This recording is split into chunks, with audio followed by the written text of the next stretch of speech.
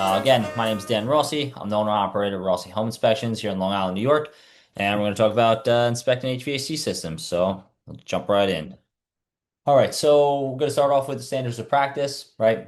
As a home inspector, we shall inspect the heating system using only the normal operating controls. The inspector shall describe the location of your thermostat as well as the type of the heating system that the home has, the energy source, and the heating method. Any heating system that did not operate, and if the heating system was deemed accessible, we want to let them know about for correction. All right. Things that the inspector is not required to do: inspect, measure, or evaluate the interior flues or chimneys, fire chambers, heat exchangers, combustion air systems, any fresh air intake, makeup airs, humidifiers, dehumidifiers, electronic air filters, geothermal systems, solar heating systems, inspecting fuel tanks or underground or concealed fuel supply systems. Determine the uniformity, temperature, flow, balance, distribution, size, capacity, BTU, or supply adequacy of that heating system. Light or ignite any pilot flames. Activate heat pump systems, or other heating systems when ambient temperatures or other circumstances are not conducive to safe operation or may damage the equipment. Override any electronic thermostats, evaluate fuel quality, verify thermostat calibration, heat anticipation, or automatic setbacks, timers, programs, or clocks. Measure or calculate the air combustion, ventilation, or dilution of the flue gases for any appliance. The inspector shall inspect for the cooling system, only using, again, normal operating controls. Again, the location of the thermostat for the cooling system and the cooling method. The inspector shall report as in need of correction of any cooling system that did not operate, and if the cooling system was deemed inaccessible at the time of the inspection. The inspector is not required to determine the uniformity, temperature flow, balance, distribution size, capacity, BTU, or supply adequacy of the cooling system, inspect portable window units, through-wall units, or electronic air filters. Operate any systems or equipment if the exterior temperature is below 65, or when under circumstances that are not conducive to safe operation or can damage the unit. Inspector determine thermostat calibration, cooling anticipation, or automatic setbacks or clocks. Examine electrical current, coolant flow, fluids or gases, or coolant leakage. All right, so introduction to HVAC. So HVAC systems were very important and became about in the Industrial Revolution in order to protect workers, increase their productivity, as well as the efficiency of all the machinery. Air conditioning is relatively recent development and involves the control of temperature, humidity, and air cleanliness. It wasn't until after 1945 that the use of air conditioning or simple cooling of the air became widespread. Modern air conditioning systems have greatly evolved from the times of simply hanging wet towels across an open window. Today, air conditioning systems do not simply cool the air, but they actually condition it by controlling the air temperature's moisture content, movement, and cleanliness. Understanding the basics of heating, ventilation, and air conditioning is essential for any inspection. All right, so if you guys jump on I'm gonna pass through the videos, but there's a lot of great videos you could watch, especially with Jim. Then we're going to jump into the heat itself, all right, and the different heating types here. So there's essentially three ways that heat moves from one area to another. When bodies of unequal temperatures are near each other, heat leaves the one body and goes to the other. Heat moves from the hotter body, and the colder body will absorb that heat. The greater the difference in temperature, the greater the rate of flow of the heat.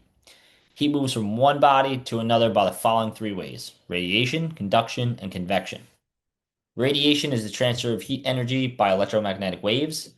Heat is transferred in direct rays. It travels in a straight line from the source to the body. The closer you are to the hot object, the warmer you're going to feel. The intensity of the heat radiated from the object decreases as the distance from the object increases. You feel cool in a room that has a cold floor, walls, and ceiling. The amount of heat lost from your body in that room depends on the relative temperature of the objects in that room. The colder the floor is relative to the temperature of your feet, the greater the heat loss from your body will be by just standing there. If the floor, walls, and ceilings of that room are relatively warmer than your body temperature, then heat will be radiated to your body from those objects and surfaces. Radiate heating in residential buildings includes piping, electrical wiring and floors, walls and ceilings. Radiant heat emits in all directions. Reflective materials are commonly used in radiant heat emitting systems in order to direct and control where the heat is emitted. The next form is conduction. Conduction is the transfer of heat from one molecule to another or through one substance to another. It it is heat that moves from one body to another by direct contact. For example, heat is transferred by conduction from a hot boiler heat exchanger to the cooler water passing through it. When you touch a suction line on an air conditioner and it feels cool, that's heat energy moving from your warm hand to the cooler copper tube via conduction. The next one is convection. Convection is known by most people from the phrase heat rises, and it's transfer of heat by warming the air next to a hot surface and then moving that warm air. It's the transfer of heat by the motion of the heat matter itself. The air moves from one place to another, carrying heat along with it. Since warm air is lighter than the cool air around it, heat rises. Warm fluids tend to rise while the surrounding cool fluids will fall. This rising and falling action forms loops. Convective loops, where warm air rises and cool air falls. Early warm air gravity, natural convection. Furnaces use this principle of convection loops in a gravity system. The warm air rises and the cool air will fall, and this is how the gravity warm air heating system circulates the air.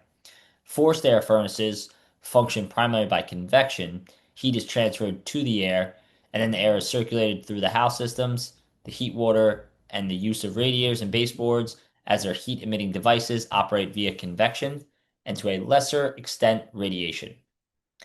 A radiator needs air to be moving freely around it in order for it to move.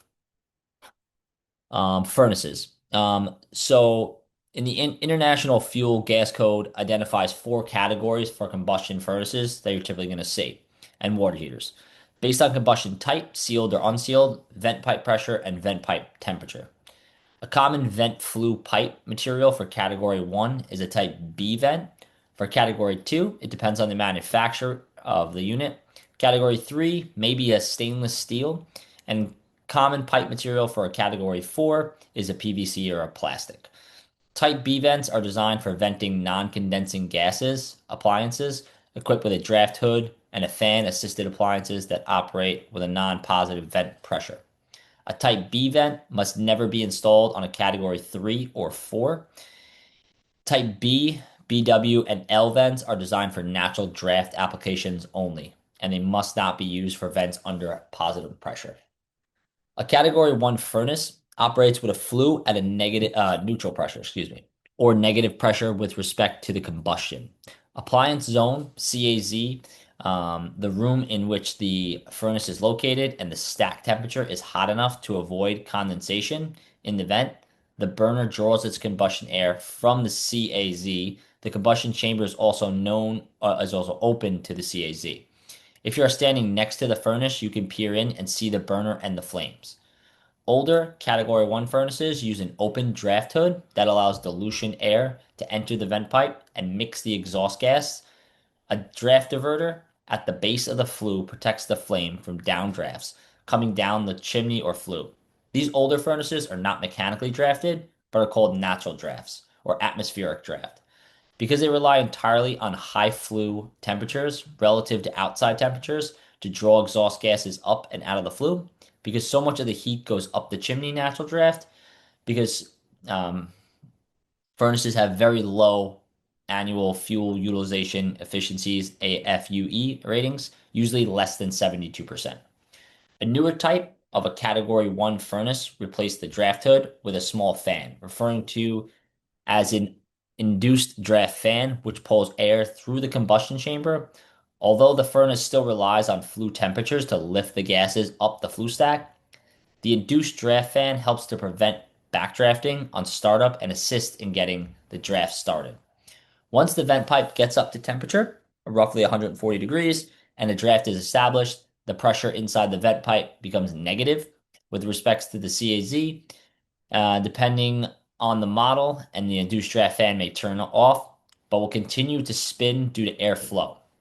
Category 1 furnaces that incorporate an induced draft fan typically have cleaner or more complete combustion than the older counterparts and therefore expel less pollutants into the air. The byproducts of an 80% plus furnace are CO2, nitrogen, and water. Category 1 induced draft furnaces typically have efficiencies of 80% to 82%. All right. An induced draft fan equipped furnace is considered a mechanically drafted furnace according to the International Mechanical Code. However, because it relies on negative flue pressure to carry away combustion byproducts, it can likely naturally drafted furnaces have the potential to backdraft. Backdraft is when the combustion gases spill back through and into the house rather than going up into the furnaces.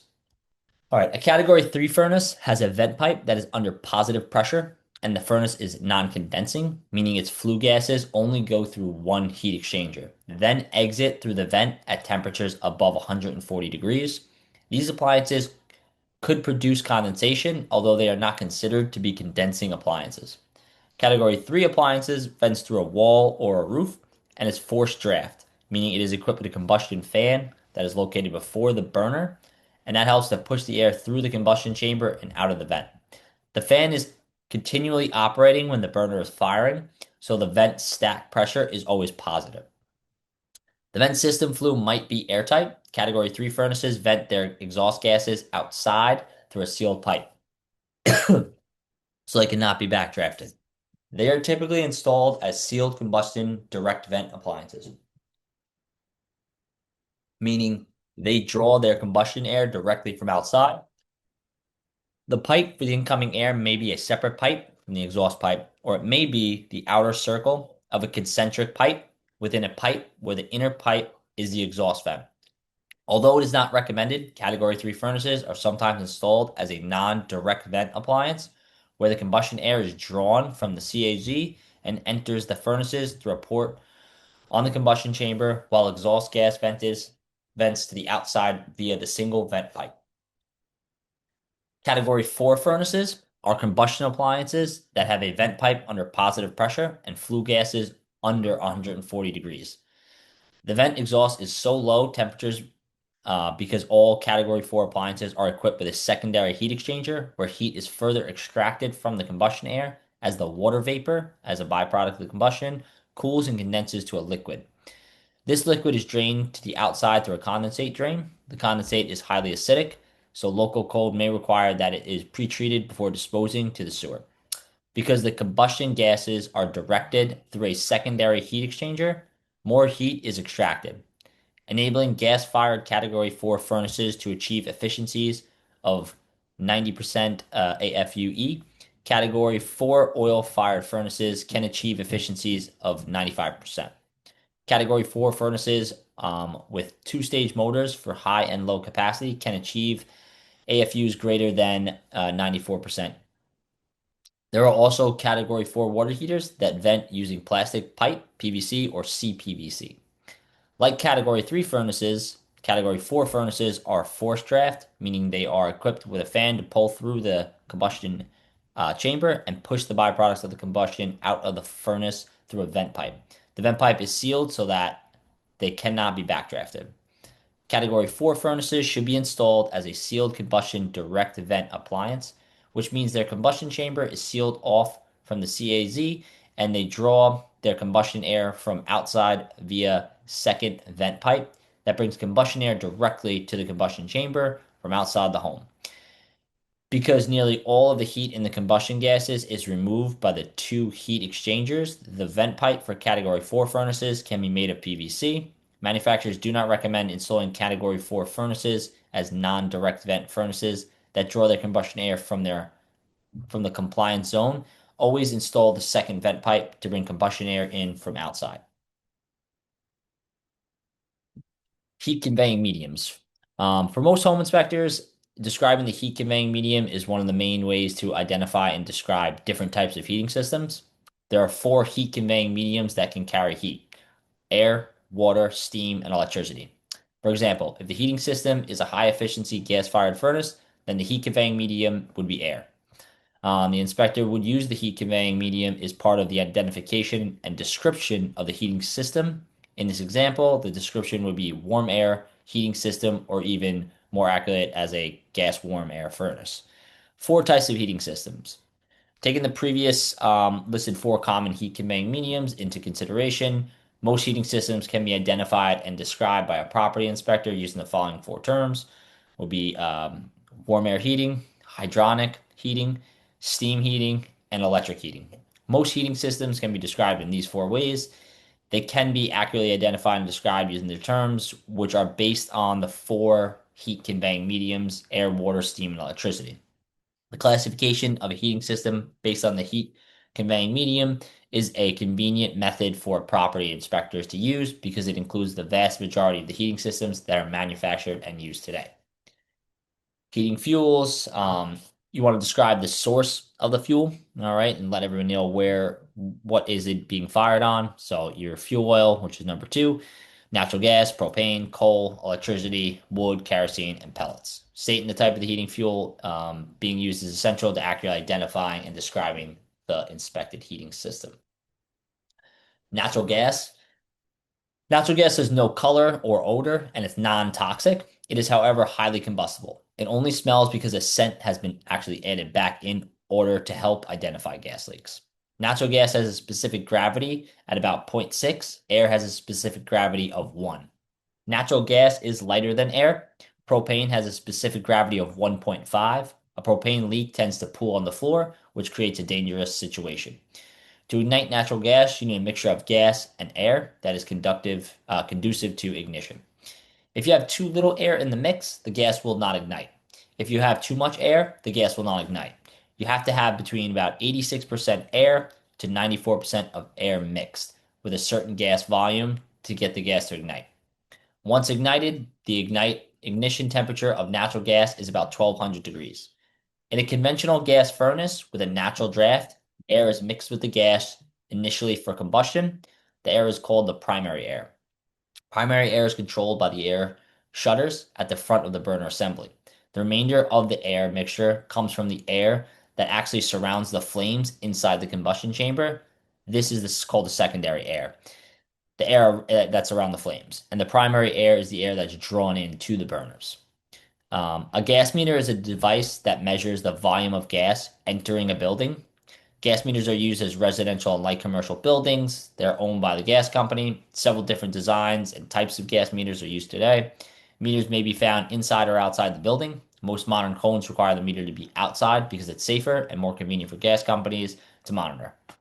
You're not required to inspect the gas meter. Many inspectors include a check of the gas meter in their inspection. You may decide to include this in your report and describe where the gas meter is located and confirmation of the main shutoff valve. Some inspectors inspect the meter for its visible condition, which may include the following: any rust, peeling paint, physical, mechanical damage, ice, frost, inadequate access, possible gas leak, tilting, poor installation, or if it's located within a driveway or inside a garage where it can be potential for mechanical damage. As a gas meter, check for the main valve. The main gas valve at the meter turns off the gas supply to the meter. There should be a way to lock the valve in either the on or off position. There should be a lockable valve located at the gas meter. The meter and the valve must be readily accessible. The meter may have a pressure regulator that adjusts the gas pressure that enters the building. The gas service line from the street to the gas meter may be made of plastic. The plastic gas service line should be around 15 inches below the ground level, but this may vary depending on your jurisdiction. You should not see the plastic gas service line above the ground surface. You may see a pipe, a metal riser coming out of the ground and connecting to the gas meter. You may see a small wire wrapped around the service line that comes out of the ground next to the meter. This is called the tracer wire. Rust on the gas meter is usually only a surface condition and not a major defect. Look for a gas meter that are located in areas where they could be damaged by impact. Gas meters should not be installed in driveways, carports, parking areas within steel posts, or some other types of barriers installed to protect them against impact. If the gas is in the off position, it is likely that a plumber or the gas company has to turn off the gas. Gas can be shut off temporarily if there's an appliance inside the building that has been flagged or red tagged as being unsafe to operate. If the gas is turned off, do not attempt to turn it on. You're not required to turn on and operate any gas valves. Gas meters covered with ice, frost, or snow may simply be located under a roof edge and drop snow and ice on top of them. Gas meters should not be covered with ice or snow. They should be located directly below the drip line. Gas meters should be readily accessible. You may find gas meters hidden under vegetation or located in undesirable areas, including under decks, porches. Some building standards require that gas meters be installed with adequate clearance from combustion materials, from sources of ignition, from the drip line of a roof edge. Most codes prevent meters from being installed in unvented locations and crawl spaces. The gas piping installed before the meter and the meter itself is usually the responsibility of the gas company. The gas piping installed after the meter is usually the responsibility of the homeowner. The most common gas piping material is black iron. You will see copper, brass, stainless steel tubing are used also. If the gas piping is copper, then it should be type K, L, or GP. Underground piping is usually type K. You may see corrugated stainless steel tubing, which is also known as CSST, and that was approved for residential use in 1988 by the National Fuel Gas Code. It's a method of supplying natural gas to fireplaces, furnaces, cooktops, clothes, dryers, and any other gas appliance. However, some jurisdictions do not permit its use. You will see it is yellow and it is like a flexible copper. Most jurisdictions do not permit flexible gas pipes to go through walls, floors, or ceilings. They cannot be concealed. They are limited in length, and the shutoff valve location cannot be located in a different room than the appliance. And Teflon tape is not recommended for the use at the pipe connections. Pipe dope is preferred. Most jurisdictions do not allow the use of gas piping as a way to ground the electrical service.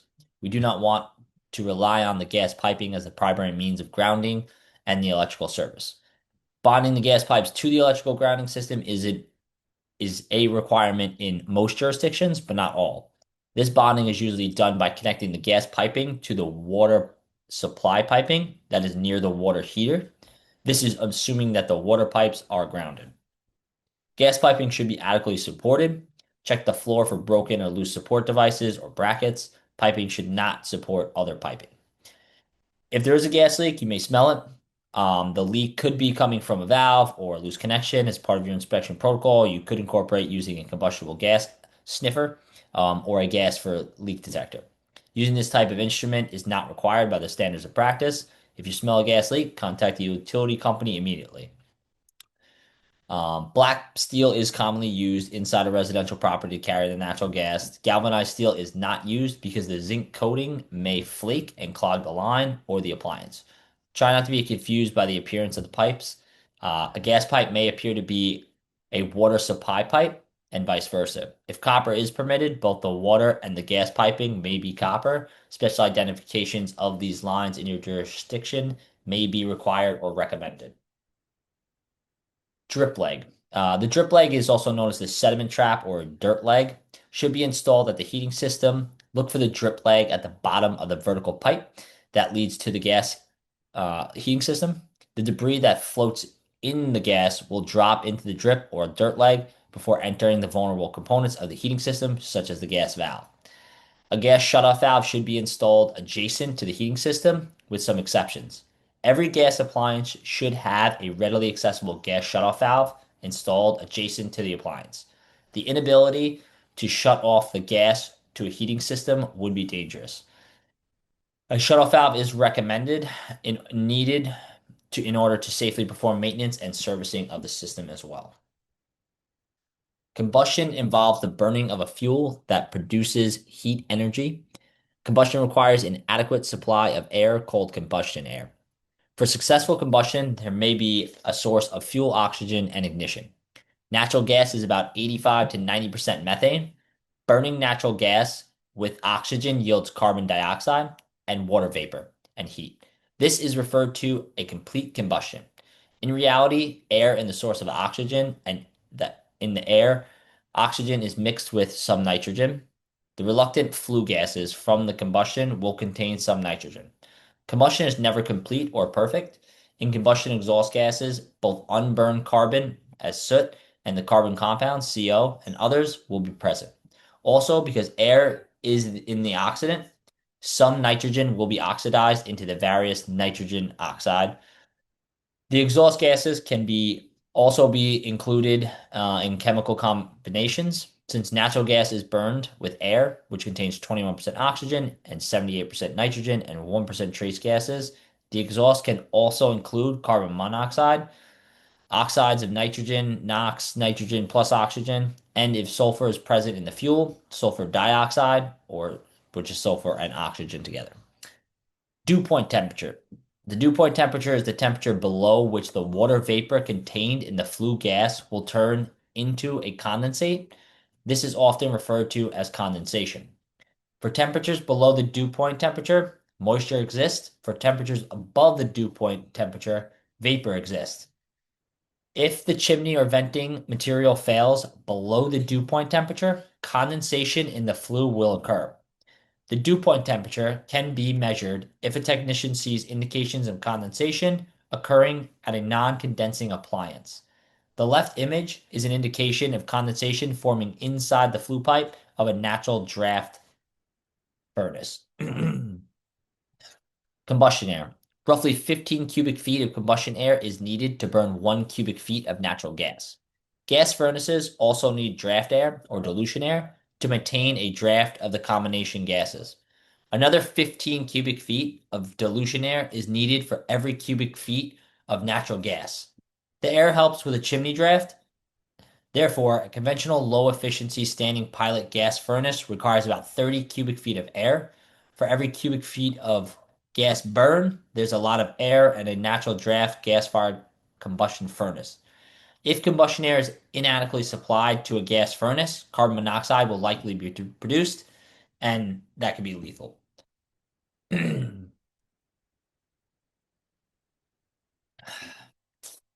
There are three types of burners relative to the draft. They are natural draft burners, induced draft burners, and forced draft burners. Natural draft refers to the burners of a conventional low efficiency gas furnace. This type of burner is also called an atmospheric burner. With natural draft, we need to keep the chimney hot enough to get those combustion gases out of the chimney. Natural draft burners have no draft fan. A forced draft describes a furnace that has a fan that blows air into the combustion chamber through the heat exchanger and out through the venting system. All oil burners and some gas furnaces use forced draft. Forced draft has the fan before the burner. An induced draft uses a blower fan to pull air into the burner through the combustion chamber and exchanger. The fan is located on the exhaust side of the exchanger. It also blows the flue gases out through the vent connector pipe. When the induced fan is operating, there is a negative pressure inside the heat exchanger. Induced draft fans are also called exhaust blowers or power vents. Induced draft has a fan after the exchanger and before the vent pipe. Induced draft fans are common on mid-efficiency and high-efficiency furnaces. Backdraft. The lack of dilution air may cause a condition of backdrafting at the furnace. Backdraft occurs when the combustion gases are not drafting or rising up through the chimney, but are instead coming back towards into the living spaces.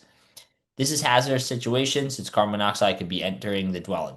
Backdraft can be caused by various conditions, including inadequate dilution air, flue restriction or blockage, chimney downdraft, exhaust fans causing draft and pressure problems within the building, and improper chimney or flue vent connection or size. Confined spaces and combustion air. If the volume of the space where the appliance is located is less than 50 cubic feet of space per 1,000 BTU per hour of aggregate input of the appliance, then it is a confined space.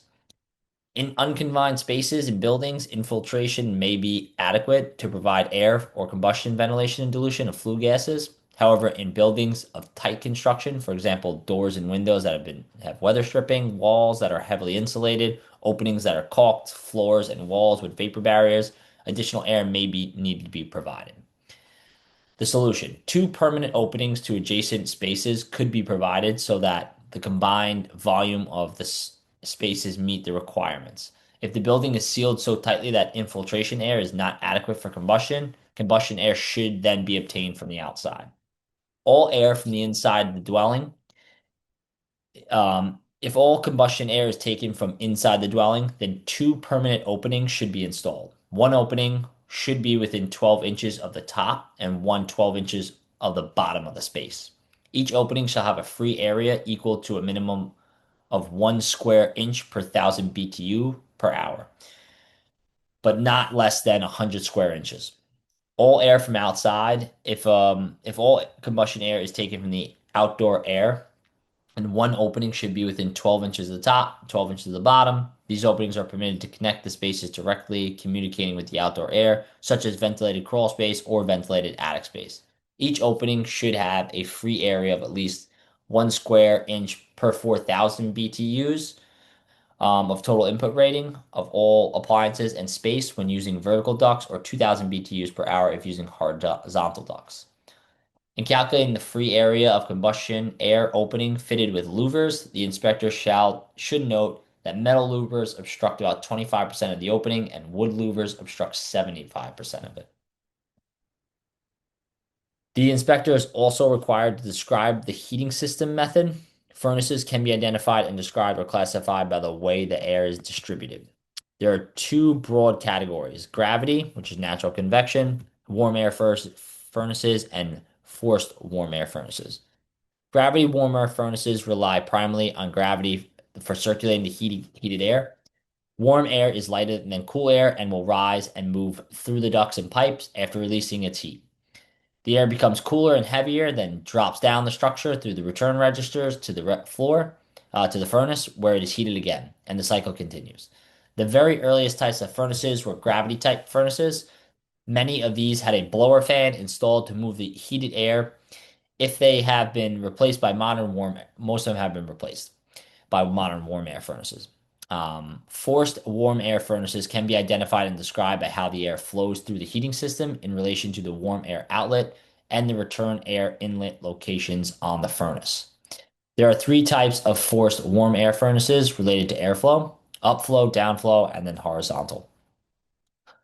On a typical upflow highboy furnace, the warm air outlet is located at the top of the furnace, so warm air discharges out the top.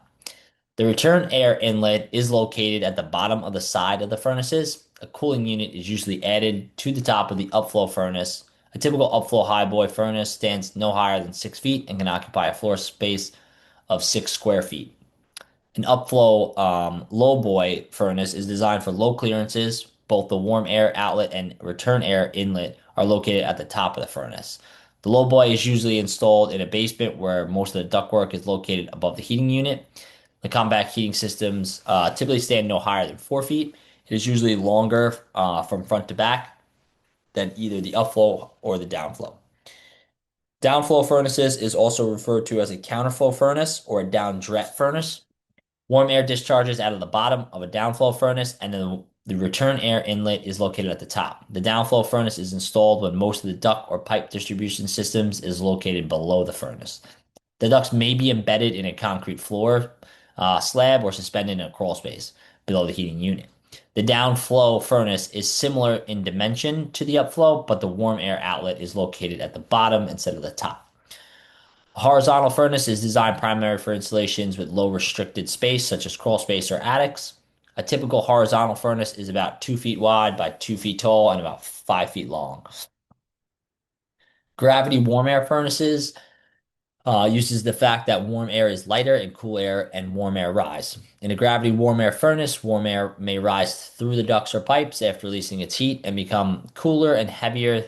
The air drops down the structure through return registers to the furnace, where it is heated again, and air is circulated through the house in this manner. The very earliest types of furnaces were gravity warmer furnaces, and they were popular from the first half of the 19th century to early 1970s. Some had a blower fan installed to move the air, but the primary way the air moved through the house relied on how gravity affected the different weights of warm air and cool air.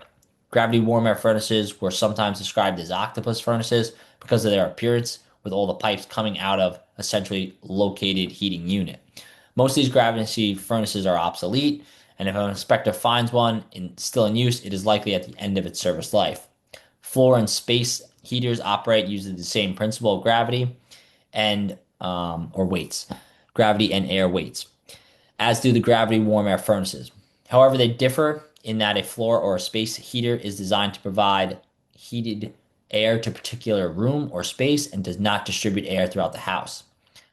Pipeless floor and wall furnaces is a gravity warm air heating system that is installed directly beneath the floor. One large grill is located in the warm air to rise up through a cool air return is installed for air circulation. This type of furnace is sometimes considered a permanently installed room heater. A wall furnace is installed in the wall and is also considered a permanently installed room heater. Some of these units have blower fans, but most operate on the principle of gravity and air circulation. A common wall furnace is the type that is installed on the wall, in a closet, or in a wall recess. Wall furnaces are usually gas or oil fired vertical units. They are also upflow and downflow wall furnaces with grills at the bottom and top of the vertical unit. The simple description of warm air heating systems is as follows. Cool air enters the furnace. The furnace heats the air. The warm air begins to rise. The air is distributed either by simply rising up through the house, as in gravity warm air furnace, or by a fan through the ducts or pipes. As in forced warm air furnace, the warm air gives off heat, gets cooler and heavier, and returns to the furnace where it is reheated and recirculated. Gravity warm air heating systems is a furnace which means of supplying warm air and returning cool air that relies primarily on gravity to move the air. The system consists of a furnace and some ducts or pipes. Warm air rises and cool air falls. The weight per unit volume of air decreases as its temperature increases, and conversely, the weight per unit volume of air increases as the temperature decreases.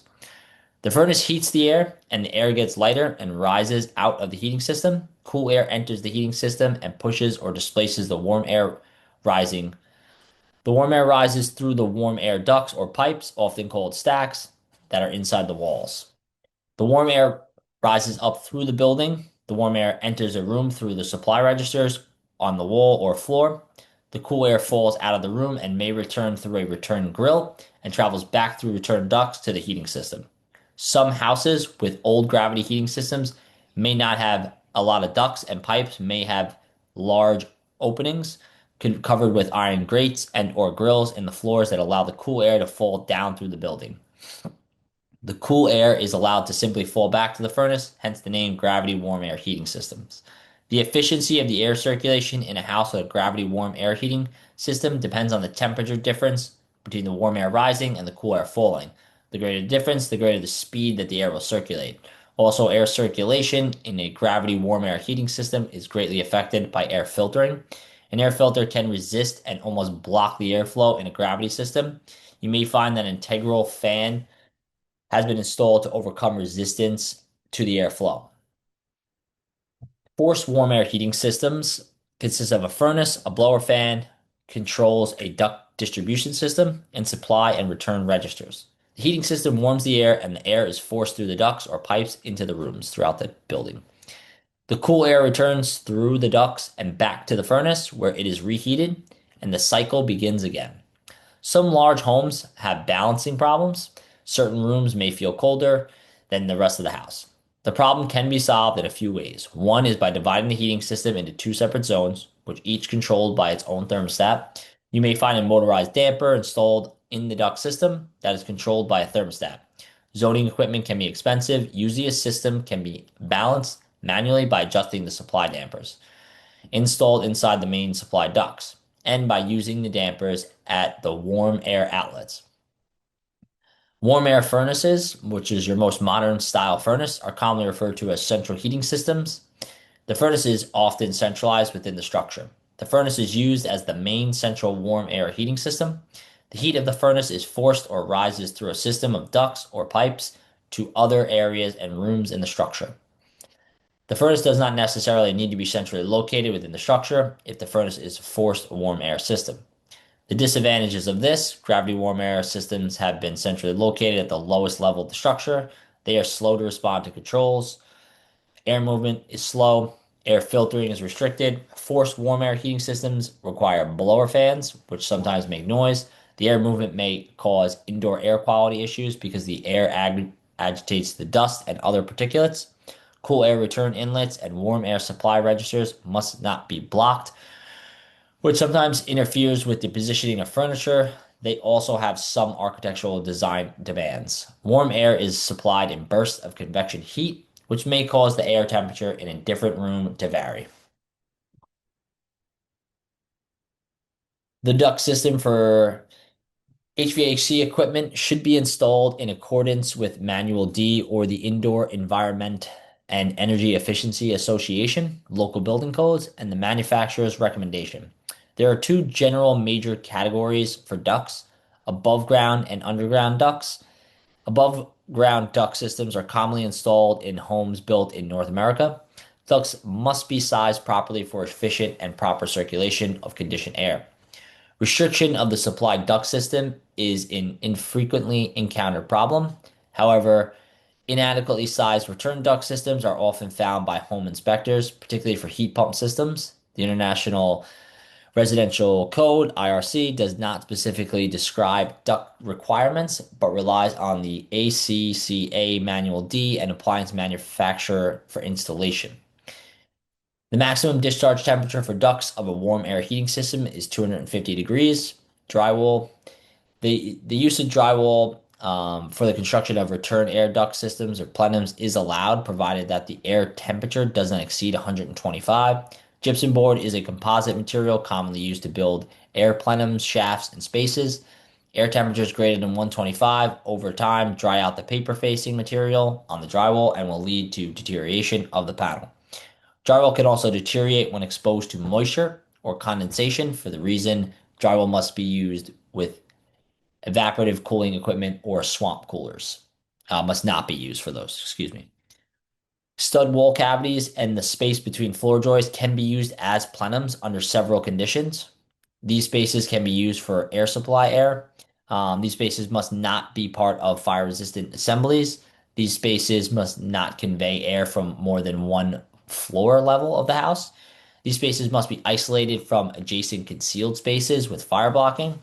And these spaces inside the outside walls of the home must not be used as air plenums. Plenums and perimeter duct systems, forced air heating systems, can be identified by the type of duct system installed. There are two broad classifications. You can do a perimeter duct system and a plenum duct system. Perimeter and plenum duct systems are the two duct systems most commonly used as forced warm air heating systems. If you're inspecting a perimeter duct system, you should find supply registers located around the exterior walls of the room at the floor area. The return registers may be located at the ceiling of the inside wall.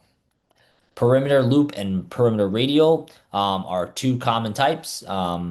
And a perimeter loop duct system actually has a loop of ducts or pipe that connects all of the exterior registers at the perimeter outside the wall's outer edge. The ducts extend out from the centrally located heating system to a loop duct at the perimeter that connects all the supply registers. With a radial perimeter duct system, the ducts radiate out from a centralized location where the heating system is installed and extends outward to the exterior walls where the supply registers are located. There is no loop duct to a radial perimeter system. Perimeter loop warm air systems typically found in homes built on concrete slab rather than those having a basement. In this system, round ducts are embedded into the slab. The plenum duct system, if you're inspecting a plenum duct system, then you should find a large rectangular duct that comes directly out of the heating system and runs in a straight line down the center of the basement, attic, or ceiling. From the large rectangular plenum extensions, you will find duct branchings out of all the supply registers or heat emitting units. The branching ducts are usually round, located between floor joists, and are usually covered by a ceiling. Plenum duct systems are often called extended plenum duct systems because the large rectangular duct extends directly out of the supply outlet or main plenum of the heating system. The extended plenum duct system is common in most modern residential forced warm air heating systems. Duct materials. Above ground ducts can be made of a variety of materials, including plain steel, galvanized sheet metal, aluminum, copper, fiberglass, paper fiber, and clay tiles, actually. Metal ducts are usually constructed of galvanized sheet steel and are most common. Plain steel and galvanized sheet metal cuts are about 0.0163 to 0.1419 inches thick. Aluminum and copper ducts are typically installed outside the building. Paper fiber and clay ducts are installed in concrete. Underground ducts are made of approved concrete, clay, metal, or plastic. Maximum duct temperature of plastic ducts is 150 degrees. Metal ducts should be protected from corrosion. So one thing you'll see on units is vibration isolators, and they should be installed between the metal ducts and the mechanical equipment. Isolators should be made of an approved material and should not be greater than 10 inches in length. Ducts that are located in garages or penetrating through the garages and living space and then into the living space of the house must be designed and installed to prevent fire and smoke from entering the living space of the house. The penetration of the fire separation between a house and an attached garage must be protected. Code assumes that 26 gauge steel duct will provide a significant impediment of the spread of a fire from the garage to the house or vice versa. HVAC systems that supply air to the living space of a house must not supply air to a return air from garage. A furnace or air handler is prohibited from servicing both the garage and the living spaces together. If a garage is conditioned, it must be by an independent HVAC system. Garage could contain contaminants that would affect the indoor air quality of the other living spaces. The return air is typically or partially or completely recirculated air. Therefore, it is important to control where that air is taken from.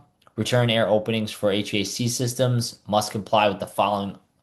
Openings must be located more than 10 feet measured in any direction from an open combustion chamber or draft hood or another appliance located in the same room or space. The amount of return air taken from any room or space must not exceed the flow rate of supply air delivered to the room or space. Return air must not be taken from a closet, bathroom, toilet room, kitchen, garage, mechanical room, boiler room, forced furnace room, or an unconditioned attic. Return should be located as far away as possible from the supply outlets. Returns are typically located at the bottom of walls near the center of the building. Return grill should be installed away from the furnace. If the return grill is too close to the furnace, problems with draft can be created, causing backdraft or flame rollout conditions. In a forced warm air heating system, the warm air comes out of the furnace in an area called the furnace plenum or the furnace hood. An extended duct system has a large rectangular duct connected to this plenum and extends out in a straight line. The duct between the furnace and the plenum is often called the starting collar. Ducts that carry warm air to a room are called supply ducts. Round or square ducts are connected to the branch off the extended ducts, and those are called side takeoffs. These supply branches are connected to register boots or elbows. Changes in direction of the vent are made by angle ducts. A vertical duct or warm air riser is sometimes called a stack duct. A warm air supply duct that runs horizontally from the furnace plenum to a riser is called a leader. Dampers may be installed in ducts to control the amount of air moving through the duct. Dampers can be manually or automatically controlled. All of the ducts that carry cool air back to the furnace are called return ducts. A damper is a device used to alter the volume of air passing through a defined cross section by changing the size of that cross section. It controls the airflow into a duct or pipe by acting as a movable obstruction. There are volume dampers, splitter dampers, and squeeze dampers. Dampers can be manually or automatically controlled. There are three general types of warm air supply outlet devices, one being a grill, a register, and/or a diffuser. Grills deflect the air up and down and side by side, depending on the direction that the louvers are pointed. Grills are installed high or low on walls. Floor grills are commonly used in gravity warm air systems. They may have movable louvers, but this is rare. Registers are similar to grills, but registers have dampers to control the airflow. They can be located on floors or on walls. Diffusers are typically formed in concentric cones or pyramids. This can be used located on walls and are usually found on ceilings. Baseboard diffusers are used in perimeter forced warm air heating systems.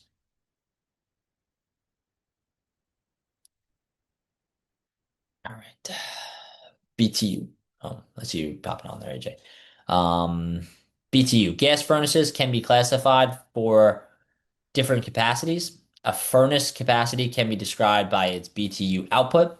The appropriate BTU is determined by the heating requirements of the structure, which is the amount of heat the unit needs to produce in order or replace heat loss and provide the occupants with a satisfactory comfort level. AFUE is where furnaces can be identified and described by heating efficiency. The energy efficiency of a natural gas furnace is measured by its annual fuel utilization efficiency. The higher the AFUE rating, the more efficient the furnace is. The US government has established a minimum rating for furnaces of 80%. Mid-efficiency furnaces have AFUE ratings of between 80 to 83%. High efficiency furnaces have ratings of 90 to 98.5%. Old standing pilot gas furnaces have ratings of 56 to 70%. Gravity warm air furnaces can have efficiencies that are lower than 60%. BTU, which stands for the British Thermal Unit, is a unit of energy. It is approximately the amount of energy needed to heat 1 pound of water by 1 degree Fahrenheit. 1 cubic foot of natural gas contains about 1,000 BTUs. A gas furnace that fires at a rate of 100,000 BTUs per hour will burn about 100 cubic feet of gas every hour. There should be a data plate on your gas furnace, and on that plate, it may indicate the furnace's input and the output capacities. For example, the data plate may say input 100,000 BTU per hour, and it may also say output 80,000 BTU per hour. While the furnace is running, about 20% of the heat generated is lost through the gas efficiency, through the exhaust gases. The ratio of the output to the input is 80% efficiency. The AFUE is the most widely used measure of furnace heating efficiency. It measures the amount of heat delivered to the house compared to the amount of fuel that must be supplied to the furnace. Thus, a furnace that has 80% ratings convert 80% of the fuel that is supplied to the heat. The other 20% is lost and wasted. U.S. Departments of Energy, DOE, determined that all furnaces sold in the U.S. must have a minimum AFUE of 80%. The ignition types. A gas furnace can be identified and described by the type of ignition system it uses. The different types of ignition systems are standing pilot, intermittent pilot or direct spark, hot surface ignition. Older gas furnaces have a standing pilot light that is always burning. Modern furnaces with high efficiency ratings are slowly replacing these older conventional gas furnaces. The standing pilot gas furnace represents a significant number of residential gas furnaces that are still in use today.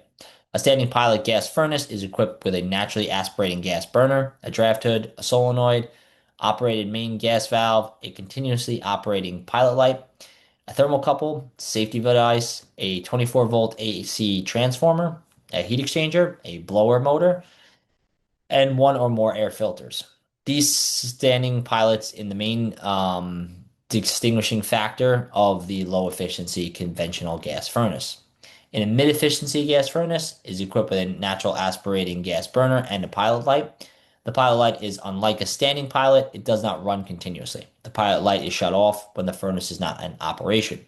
When the thermostat is not calling for heat, the heat exchanger is more efficient than one inside a conventional furnace. There's no draft hood. There may be a small fan installed in the flue pipe to create an induced draft. So these furnaces are sometimes referred to as induced draft furnaces. A mid-efficiency gas furnace is also equipped with automatic controls, blower motor assembly, venting, air filtering. Some mid-efficiency furnaces have a motorized damper installed in the exhaust flue pipe. A mid-efficiency furnace is about 20% more energy efficient than a conventional gas furnace. A mid-efficiency furnace AFUE rating of 80 to 83%. The intermittent pilot is the main distinguishing characteristic there. In the high efficiency gas furnace, have AFUE ratings of 90% and greater. A solid state control board controls the ignition. There is no continuous pilot light, and there are two or three heat exchangers installed inside a high efficiency gas furnace. Condensate is produced when the heat is extracted from the flue gases. The temperature of the flue gases is low enough to use a PVC pipe as the vent exhaust pipe. There is no need to vent the exhaust gas up a chimney stack. There are two different types of high efficiency furnaces, one with an intermittent pilot or direct spark, and one with a hot surface ignition system. The production of excess condensate is the main distinguishing characteristic. The intermittent pilot furnace, when the thermostat on a furnace has an intermittent pilot furnace, for heat, there's a short ignition period. When a high voltage spark is generated, the spark ignites the pilot. When lighting the flame must be confirmed through a flame confirmation process. If the flame is confirmed, a module sends out a digital signal to the valve opens, the gas valve flows to the burner, the pilot flame lights the gas burner. The burners continue to burn until the thermostat is satisfied as a desired temperature. A satisfied thermostat signals to stop the ignition process and shuts the unit down. Hot surface ignition furnace. The hot surface ignition furnace typically has two or more heat exchangers. There's no pilot light. Instead, there is an electric ignition device. The device is often called a glow plug or a glow stick. The HSI starts the gas burner. When the thermostat calls for heat, a purge cycle starts with the draft fan activating. Then the igniter lights up a very high hot temperature. The gas valve is open and the gas flows to the burner and it is ignited by the HSI. A sensor confirms that there is a gas flame and at the burner nozzle, and then the electric power to the igniter is turned off. Jumping in, back into it. So we're going to talk about thermostats. A thermostat controls the operation of the furnace. The thermostat senses the air temperature in the room or space that is being heated, and it sends a signal to open and close the main gas valve. The heat exchanger is a metal surface located in between the hot combustion gases and the air that is circulating through the furnace. The hot combustion gases heat up in the metal material of the heat exchanger, and the heat is transferred from the hot metal to the air passing through it. The warm air is forced through the ducts of pipes by a blower fan and distributed to the rooms of the areas of the building. A thermocoupler is a device that senses the heat. It's used generally in the gas furnaces, having a standing pilot light. It determines whether the pilot light is lit before the main gas valve is open to supply gas to the burners. The flame must be lit before the valve is open. The heat of the pilot flame is converted to electricity by the thermocoupler. It turns heat into an electric current. The current is strong enough to open the main gas valve. After being opened, the gas flows to the pilot light. If the thermocouple does not detect a pilot flame, it will turn off the gas supply to the pilot. The electrical current from a 24-volt AC transformer operates the main gas valve. A thermal pile, instead of a thermocouple, is used in some standing pilot gas furnaces. A thermal pile senses the heat from a pilot light frame. It is larger than a thermocouple. It operates both the main gas valve and the pilot light itself. If there is a thermal pile present, there's no transformer required. Sometimes you'll see a mercury flame sensor, and that may be used in electronic ignition systems. It consists of a sensor filled with mercury, a capillary tube, and a switch. The burner flame heats up the sensor. The pressure regulator is installed on the main gas valve, and it regulates the gas pressure, ensuring a constant gas pressure in the burner manifold. In a propane gas heating system, the regulator is located between the supply tank and the main gas valve. The fan and the limit switch is a safety device, and it is installed inside the furnace plenum where it senses the air temperature that passes through that area. It controls the operation of the furnace within a temperature range, usually between 80 and 150. It prevents the furnace from overheating by turning off the gas supply to the burner assembly. It can also turn off the fan when the burner has been turned off and the temperature drops below the lowest setting. The flame comes from the burner and goes into the enclosure called a combustion chamber of firebox. The heat exchanger is located directly above that. The heat from the combustion process taking place is transferred to the metal walls or the heat exchanger. The heat is transferred from the metal to the air that passes through the exchanger. The heat exchanger can reach several hundred degrees in temperature. Air flowing across the heat exchanger must travel at a high speed and must be uniform across all sections of the exchanger. If the airflow is low across one section, the section of the exchanger will overheat and may cause a failure in the exchanger. There are sections of the heat exchanger called cells. There's one cell for each burner, and the burner is located directly below the exchanger cell. The heat moves up from the burner through the cell at the top of the heat exchanger. The heat moves from the burner through the cell. At the top of the heat exchanger, a manifold combines all of the open cells into one collection device. The manifold collects the natural gases coming up from each cell and directs the gas into the exhaust outlet. The vent connector pipe, or metal flue pipe, is connected to the outlet. The exhaust gas vent through the pipe to outside. The exhaust gases heat up the exchanger to a very high temperature. Air from the house interior passes through the exchanger and heat is transferred. Air enters the exchanger at about 70 degrees and exits about 140. A temperature rise of about 70 to 110 is acceptable. The heat exchanger should not be covered with soot, carbon deposits, or other debris. This will reduce the furnace's efficiency. Dirty heat exchangers should be cleaned by a qualified technician. All right, so primary and secondary air. Gas burners combine the proper mixture of air and gas for the combustion process. Both primary and secondary air are required. Primary air is what mixes the gas before going to the burners. Secondary air is that which is added flame for proper combustion. Secondary air flows around the burners and heat exchanger. It mixes the unburned gas in the heat exchanger. Secondary air is drawn in from the burner by the draft. So many gas furnaces have individual chambers or sections of the heat exchanger. Inside each section is a flame burner to prevent unburned gas from entering the combustion chamber.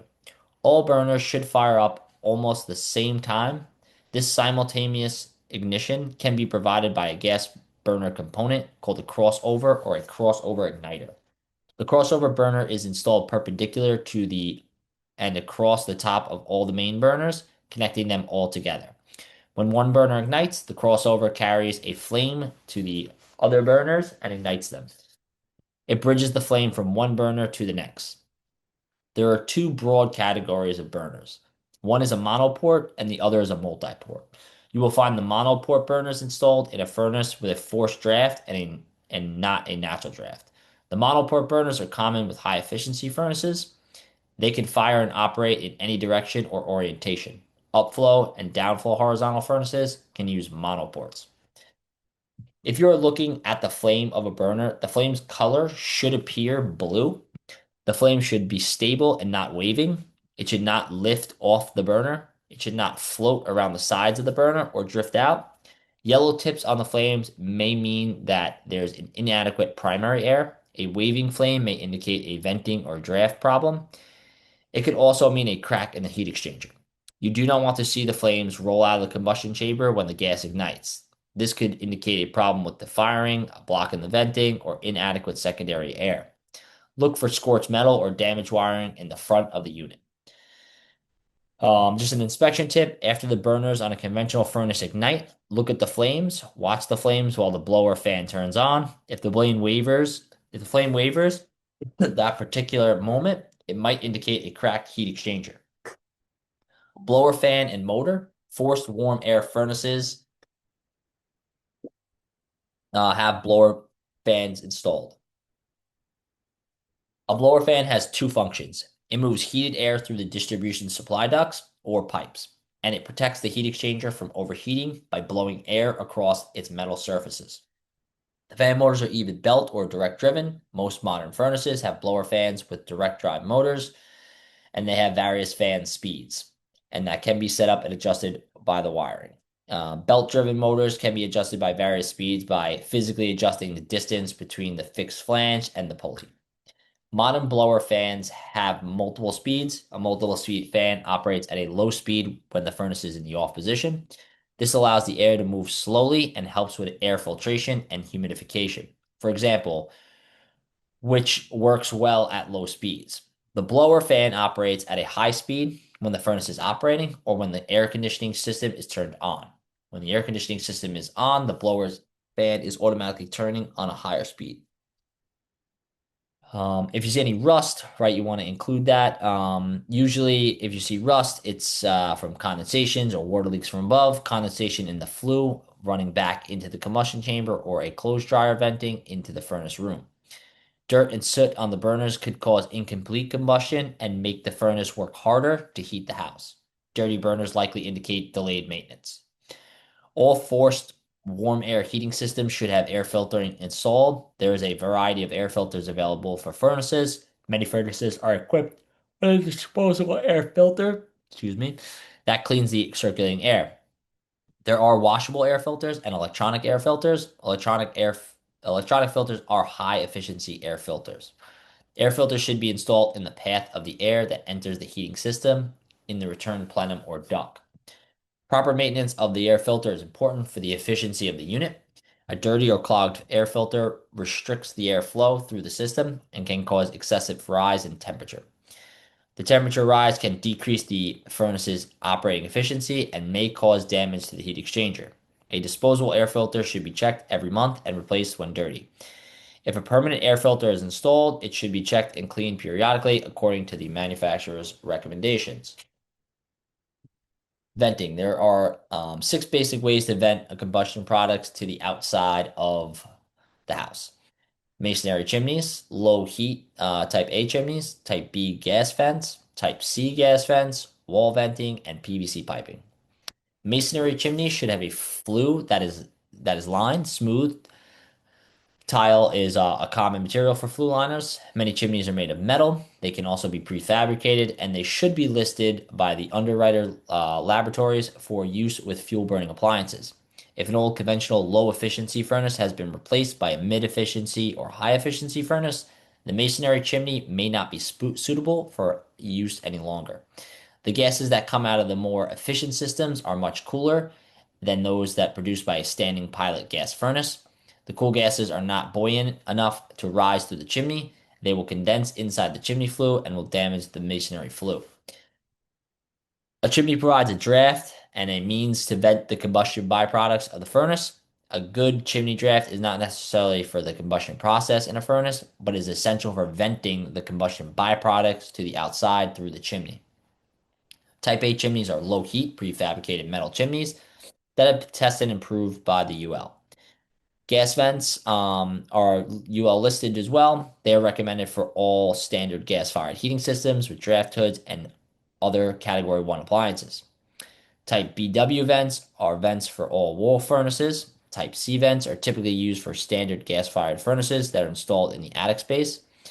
Type L vents are for appliances listed for use with Type L or B vents. Wall venting involves having the combustion air, and combustion byproducts, venting all separated from the interior air of the room or space being heated.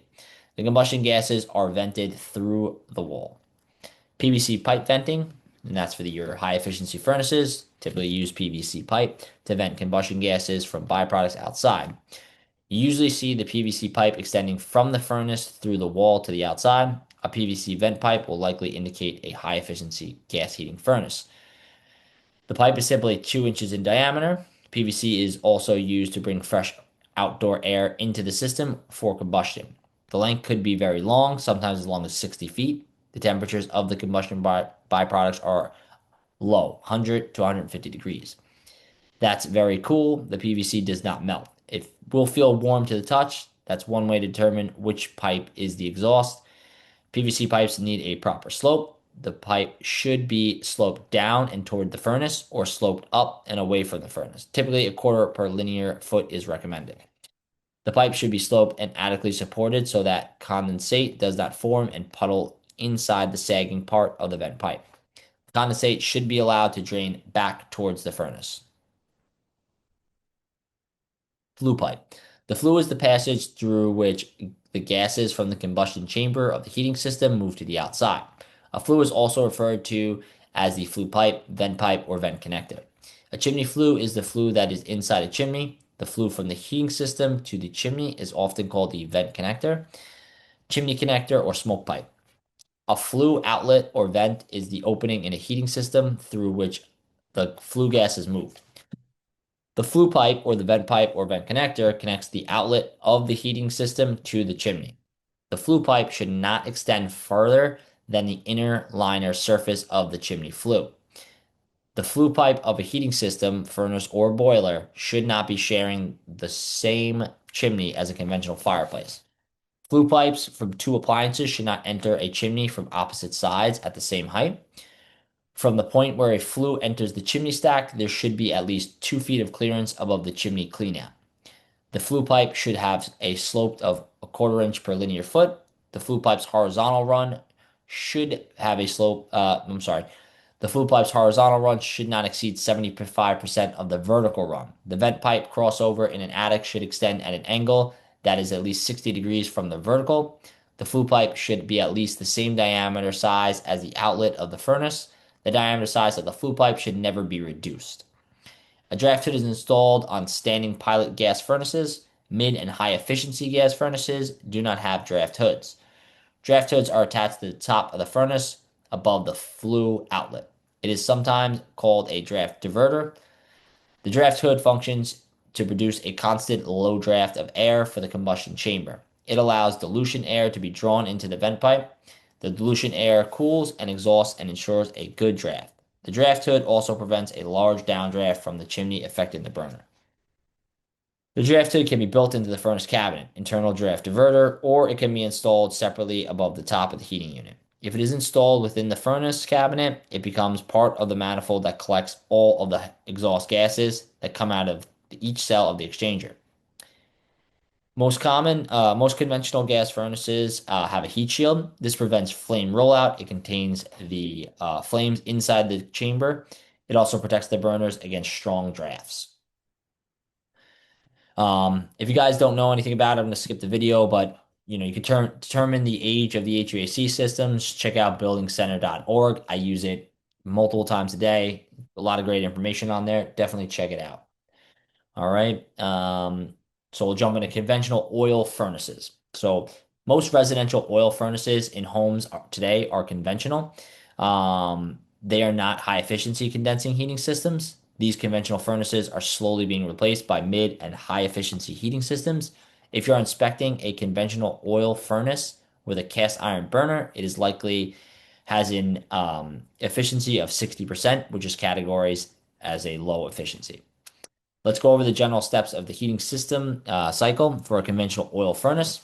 First, the thermostat calls for the heat. The thermostat closes an electrical circuit to a controlled relay. Electrical current is sent to both the oil burner transformer and the fuel pump motor. The motor on the fuel pump sucks fuel from the tank and it pushes it to the burner nozzle of the assembly. At the burner nozzle, fuel is combined with air. The fuel is then atomized. A blower sends combustion air into the combustion chamber. A transformer sends a high voltage electric current to the electrodes in the gun assembly. The atomized air fuel mixture is ignited. A rumbling sound is created by the burner, and this noise signals that the heating system has begun. There is a safety device in operation when the burner is shooting flames. It is a cadmium sulfide photo cell, referred to as a CAD cell. The CAD cell looks for a flame and confirms that it exists. It can detect the flame located in the combustion chamber. If the CAD cell doesn't see the flame within a few seconds, the circuit to the burner is open and the burner is shut down. Some oil furnaces don't have CAD cells and instead have a stack relay, and that senses the heat inside of light. If the stack relay does not sense heat, the circuit to the burner is opened and the burner is shut down. This safety device is an oil furnace is similar to the function of the fan and the limit control of a gas furnace. The energy efficiency of an oil furnace is measured by its annual fuel utilization, same as a gas furnace. The higher the AFUE number, the higher the efficiency. The minimum rating for furnaces is 80%. Mid-efficiency furnaces have a rating of 80 to 83%. High-efficiency furnaces rating of 90 to 98%. Older conventional furnaces have a rating of 60 to 65%. These minimums and ratings for AFUE change often, so keep checking those out. A typical non-condensing mid-efficiency oil furnace uses less oil than a conventional furnace. At a mid-efficiency non-condensing unit, a burner shoots flames and heats into a combustion chamber. The chamber or the fire pot is usually made of some type of heat-resistant ceramic. Combustion air is drawn from the burner assembly by a fan where it mixes with the oil. The gun ignites the oil-air mixture, the flame shoots into the chamber, and the heat passes through the heat exchanger. The combustion products are vented to the outside. The blower fan pushes the air through and across the heat exchanger. Heat is transferred from the metal to the exchanger. Many mid-efficiency furnaces do not use a chimney to vent the combination of combustion products outside, but simply vent through a sidewall of the building. A draft damper or barometric damper is not necessary on this flue pipe. A high efficiency condensing furnace has two heat exchangers. The heat exchangers are designed to extract most of the heat from the combustion gases before they are vented outside. The second heat exchanger extracts the latent heat, that is the water vapor of the combustion gases. Extracting the heat lowers the temperature. The lower temperature causes condensate to form. The extracted heat is added to the warm air being circulated. The condensate drains from the heating system. The cool combination gases are vented outside through a PVC vent pipe installed through the sidewall of the building. Components of the oil fire furnace is the furnace controls, the exchanger, the burner assembly, the fuel pump and motor, the blower and motor, combustion blower, the clean out, observation port, vent opening, and air filtering. The furnace controls for a typical oil furnace include the following: thermostat, CAD cell, fan controls, and delayed action solenoids. The thermostat controls the operation of the heating system. It senses the air temperature in the room that is being heated. It calls for heat. The CAD cell is a safety device. It looks for the flame inside the burner chamber. It confirms that a flame exists when the burner starts. If the CAD cell doesn't see the flame within a few seconds, the circuit will open up and the burner will shut down. The fan and limit control is a safety device. It is installed in a metal box on the outside of the oil furnace, and it senses the air temperature that passes through the furnace plenum. It is located on the outside air of the heat exchanger, and it measures the temperature of the air that is coming out of the heat exchanger. It controls the operation of the blower fan within a temperature range, and it prevents the furnace from overheating by turning off the burner if the furnace gets too hot. When the air coming out of the furnace's heat exchanger is warm enough, it turns on the blower fan and pushes air into the rooms and spaces of the building being heated. The fan and limit control has two settings, high and low. When the temperature in the house reaches the upper setting, the burner turns off. The blower fan runs until the temperature of the heat exchanger lowers and reaches the low setting, and then the blower fan turns off. The control is usually set to turn the blower fan on when the air temperature reaches about 120 to 150 degrees. That same sensor controls also turns the fan off when the air temperature drops to 80 to 110. Some of the modern oil furnaces are equipped with electronic devices that control the blower fan instead of the fan and limit control switches. Heat exchangers for an oil furnace is the part of the furnace that transfers heat energy from the material of the exchanger to the air that passes through the furnace and around the exchanger. The exchanger is made of heavy gauge steel. The exchanger has an upper and lower chamber. The lower part contains the combustion chamber where the flames are. The combustion chamber, often referred to as the fire pot, is where the combustion takes place. The combustion chamber is in the inside lower part of the heat exchanger. The combustion chamber is made of a material that can withstand very high temperatures. Combustion chambers can be made of stainless steel, cast iron, or refractory material, such as fire brick or ceramic. The nozzle of the burner gun assembly sticks into that chamber area. Most chambers are round, but some are square or octagon. Some modern oil furnaces have sealed combustion chambers that help with increasing efficiency. The most common oil burners that you will see is the atomizing oil burner, sometimes called a gun type burner. There are some special burners called vaporizing or pot type burners. There are few parts to an atomizing oil burner assembling that are important, including the burner control, the reset button, the oil pump, the ignition transformer, the CAD cell, the gun, the nozzle, and the electrodes. An atomizing burner uses an electrical pump and nozzle that atomizes the oil. Atomizing means that the oil is turned from liquid to a spray of fine droplets. The spray is mixed with air. The mixture is then ignited by a high voltage spark. The burner combines fuel oil with air and mixes them together. It delivers the fuel air mixture of the gun and ignites it. The oil pump of the oil burner sucks oil from the storage tank and sends it to the gun. The pump delivers the oil under pressure between around 75 to 100 psi's. The pump is usually mounted on the side of the burner assembly. Air for combustion is sucked into the burner by combustion air fan. Air gets sucked through the air ports and forced down the blast tube of the gun and into the head where the electrodes are located. The barrel of the gun is steel tube with 3 inches in diameter and about 1 foot long. The electrodes are at the end of the tube. On modern burners, the flame retention burner device is usually located at very end of the tube. The electrodes behave like a spark plug. The electrodes create a high voltage spark, and the spark ignites the oil spray. Once the flame is confirmed, the spark shuts off and the flame continues. The combustion is contained inside the fire pot or refractor chamber pot. The ignition transformer takes the 120-volt electric current and changes it into a very high DC voltage for the electrodes to create spark.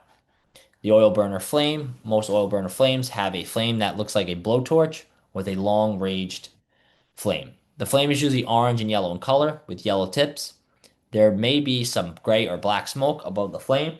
There shouldn't be any brilliant colors or large sparks. Modern gas fire burners will have a blue color at the flame's core and a tight round flame platform. The main blower circulating fan recirculates air through the furnace and pushes the heated air through the distribution ducts or pipes and into various rooms and spaces of the building.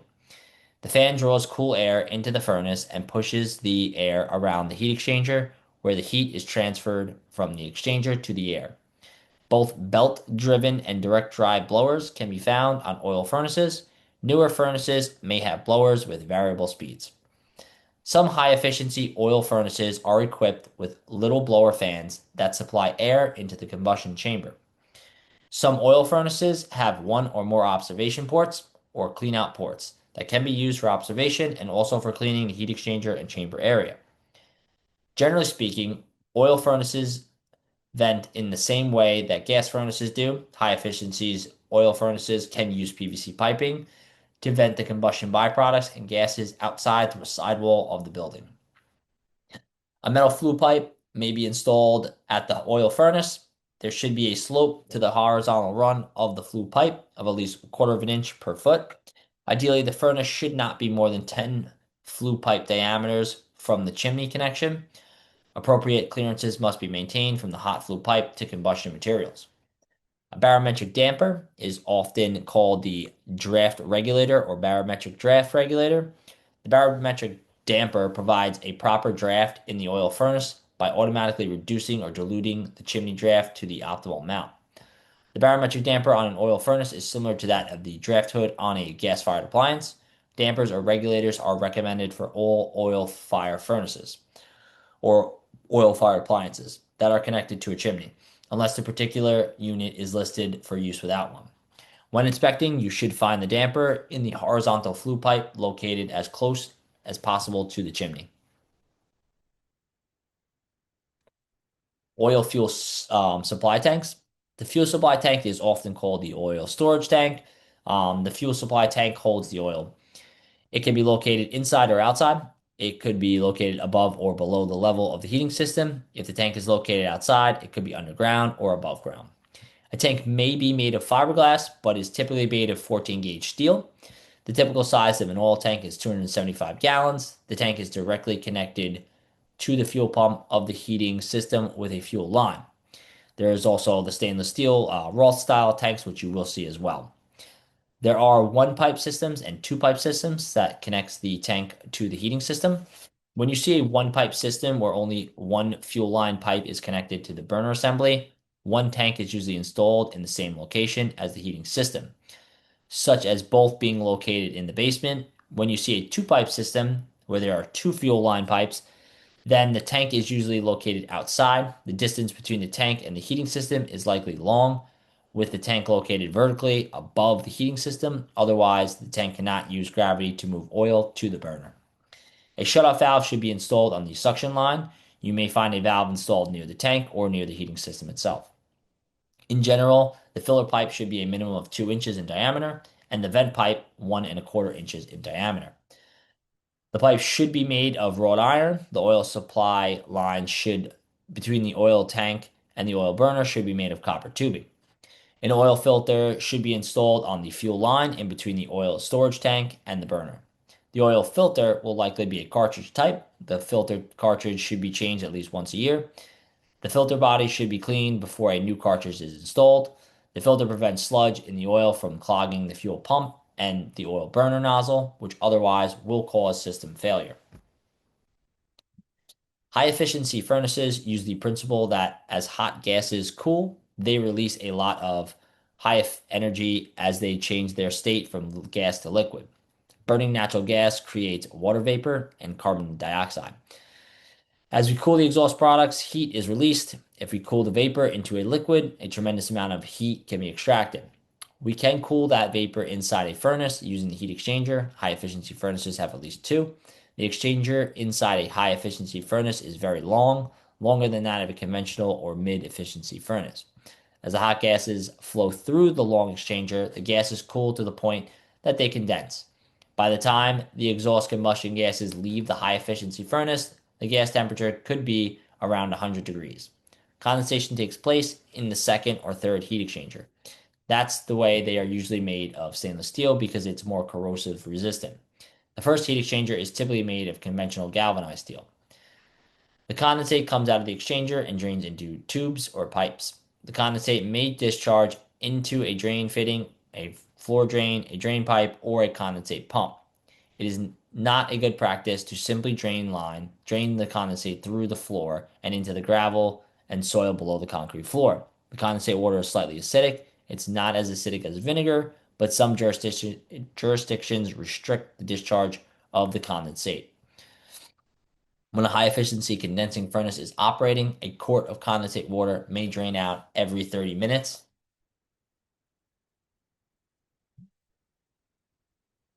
Coal furnaces are either hand fired or fired with a stoker. Coal has to be brought from the storage to the furnace either by hand or automatically with a coal feeding mechanism known as the stoker. Early coal furnaces were gravity systems. Systems built later incorporated blower fans. The front of a coal furnace should not be blocked. Access to the fire and ash pit doors is required to run the furnace. The components of a coal furnace include cabinet or jacket, the firebox, the grate, the heat exchanger, the blower fan, motor, access door for stoking and cleaning, small blower fan, coal stoker, and automatic controls. A wood furnace is very similar to a coal furnace, except that it burns wood instead of coal. The components and accessories for the two types of furnaces are almost identical. Multi-fuel furnaces. A furnace that's designed to burn more than one fuel is referred to as a multi-fuel furnace or a combination furnace. A combination furnace is able to burn oil or gas in one combustion chamber and wood or coal in another combustion chamber.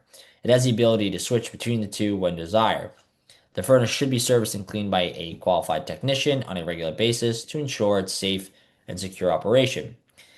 An inspector may check that the heat exchanger and smoke pipe, the furnace jacket must be checked for cracks. All access doors should be closed tightly. The air filter should be clean. Ash and other debris should be removed from the combustion chamber on a daily basis when in regular operation. Heating surfaces of the furnace should be kept clean. Hard clinkers should be removed from the grates. Hydronic heating systems is a forced hot water heating system. Water is the heat conveying medium for hot water heating systems. Water carries the heat to the rooms and the space in the house. The water continues to circulate in the system by gravity flow, or the water is forced into circulation by a pump. In a typical hot water heating system, the water is heated in a boiler or water heater unit and circulates through distribution pipes to baseboard convectors or radiators. The radiators or baseboards are usually located within rooms and hallways at the outside edge of the structure, along the exterior walls. There may be radiant panels in the floor or ceiling. There may be one or more thermostats installed in the house. When the thermostat calls for the heat, the boiler or hot water heats the water and sends the water directly into the radiators or baseboards. The heat is released and distributed to the interior using natural convection. Identifying and describing the hot water heating system. There's three ways to describe hot water heating systems using the following: supply water temperatures, the type of water circulation, and the arrangement of the distribution pipes. Supply water temperature. A hot water system that supplies hot water at a temperatures higher than 250 degrees is referred to as a high temperature system. The type of system is usually installed in commercial and industrial buildings. A low temperature system is one that supplies hot water at temperatures below 250 degrees and is generally installed in residential and small buildings. Every hot water heating system circulates water either by a pump, as with a forced hot water heating system, or by gravity, as with a gravity hot water heating system. Gravity hot water heating systems rely on gravity and the different weights of water. They are determined by the differences in temperature or of water in similar principles related to air temperature as such. Hot water is lighter than cold water. There are four types of distribution pipes arrangements for hot water heating systems: one pipe systems, series loop systems, two pipe direct systems, and the two pipe reverse systems. A one pipe system, there's a one single pipe that carries the hot water throughout the entire system. The single pipe carries the hot water to the radiators or baseboards, and then it carries the cool water back to the boiler or water heating unit. Each heat emitting unit, radiator, or baseboards connected to this main single pipe with two smaller branch pipes, which are the feed, line, and return. One pipe systems can be forced or a gravity type. The main disadvantage of a one pipe system is that each radiator or convector can be controlled individually without interfering with the flow of water to the other heat emitting units. Zoning can be achieved in a one pipe system by installing a separate loop, a pump for forced, and another thermostat. In a series loop, each heat emitting unit, radiator, or baseboard forms an integral part of the loop or pipe circuit. When you shut one of them off, then the entire flow of water is stopped. The water travels from the heating system, flows through the heating emitting unit, and returns to the heat system all in one continuous loop of pipe. There are no pipe branches. All of the heat emitting units are connected one after another in a series. As a result, the heat emitting unit that is closest to the heating system is the hottest, and the one furthest is the coldest. It is not easy to balance this type of system. A two pipe direct return system, hot water returns to the heating system or the boiler or the water heater directly from heat emitting unit. Hot water does not pass through the other heat emitting unit on its way back to the heating unit. The hot water supply pipes and the cold water return pipes are separate pipes. Each emitting unit is connected to the supply and return line separately. Two-pipe reverse return system. In a two-pipe reverse return system, a balance is achieved because there are separate circuits for each radiator of or baseboards of equal length from the heating unit. Regardless of the location of the heating emitting unit, the length of pipe in the circuit is equivalent to any other circuit. In this system, there exists a central main pipe that collects the cool return water that comes out of each radiator or baseboard unit before entering the boiler or water heater. The closest radiator in the system has the shortest supply pipe length and the longest return pipe. The farthest radiator has the longest supply pipe length and the shortest return pipe. You may see combinations of pipe arrangements in one hot water heating system. You may see a series loop tapped into off a two pipe system. Excuse me. Zoning is achieved by installing valves, thermostats in the hot water supply pipes. A valve may be wired by a thermostat that activates that valve and controls that zone. Balancing system can be achieved by zoning or breaking up a large system into smaller ones that are independently controlled by thermostats. There may be radiant panel units installed on a hot water heating system. A radiant panel is considered neither a radiator nor a baseboard convector. The pipes are concealed in the floor, ceiling, or wall. The floor, ceiling, or wall acts as a heat emitting unit. The use of an infrared camera comes in handy for inspecting these embedded systems. So hot water boilers. Boilers of hot water heating systems that you may inspect may be made of cast iron or steel. Cast iron is more common because cast iron boilers generally have good resistance to the corrosive effect of water rather than do steel boilers. Boilers may be fired up with various fuels, including oil, solid fuels, gas, propane, electricity. In older systems, you may find the coal boiler was converted to a gas or oil. All boilers should be certified and have some label to that effect. There are several organizations that can certify boilers. With gravity hot water heating systems, you may find they're installed in older homes. You can identify a gravity system by its large diameter pipes made of wrought iron or black iron. The very large pipes should be are the supply pipes, and they're used to deliver the hot water to the rooms and spaces in the building. The boiler of a gravity hot water heating system would likely be made of cast iron. You may find that the older boiler was converted from burning coal or wood to oil or gas. The main method by which the water moves in a gravity hot water heating system of is the water at different temperatures. Hot water floats and cold water falls. The difference in weight, the specific gravity of water at different temperatures moves the water to circulate it throughout the system. Without the use of a pump, hot water is light and cold water is heavy. Gravity systems are sometimes referred to as a thermal or natural hot water heating system.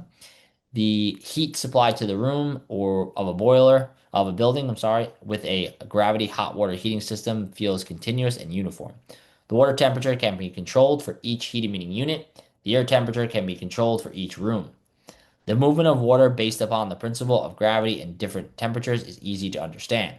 1 cubic foot of water at 68 degrees weighs 62 pounds. At 212 degrees, the water weighs 59 pounds.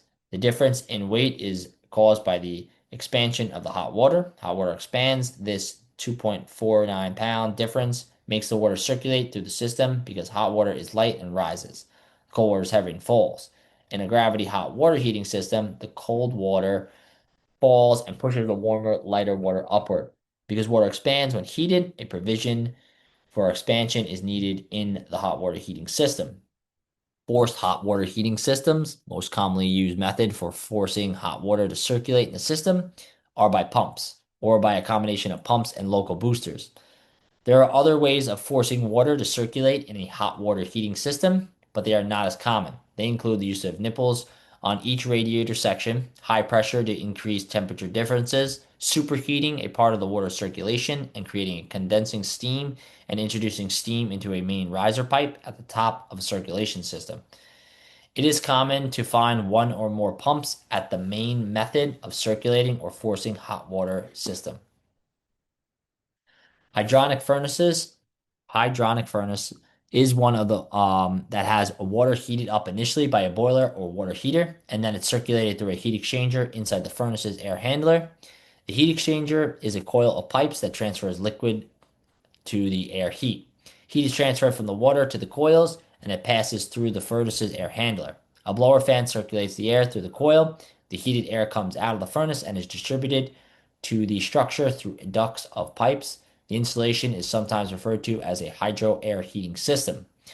The combination water heater can produce both hot water for heating the building and hot water for heating the domestic hot water supply at the same time. There is either a tank or a coil immersed inside the hot water of the boiler. The hot water of the boiler directly heats the water of the inner tank or coil.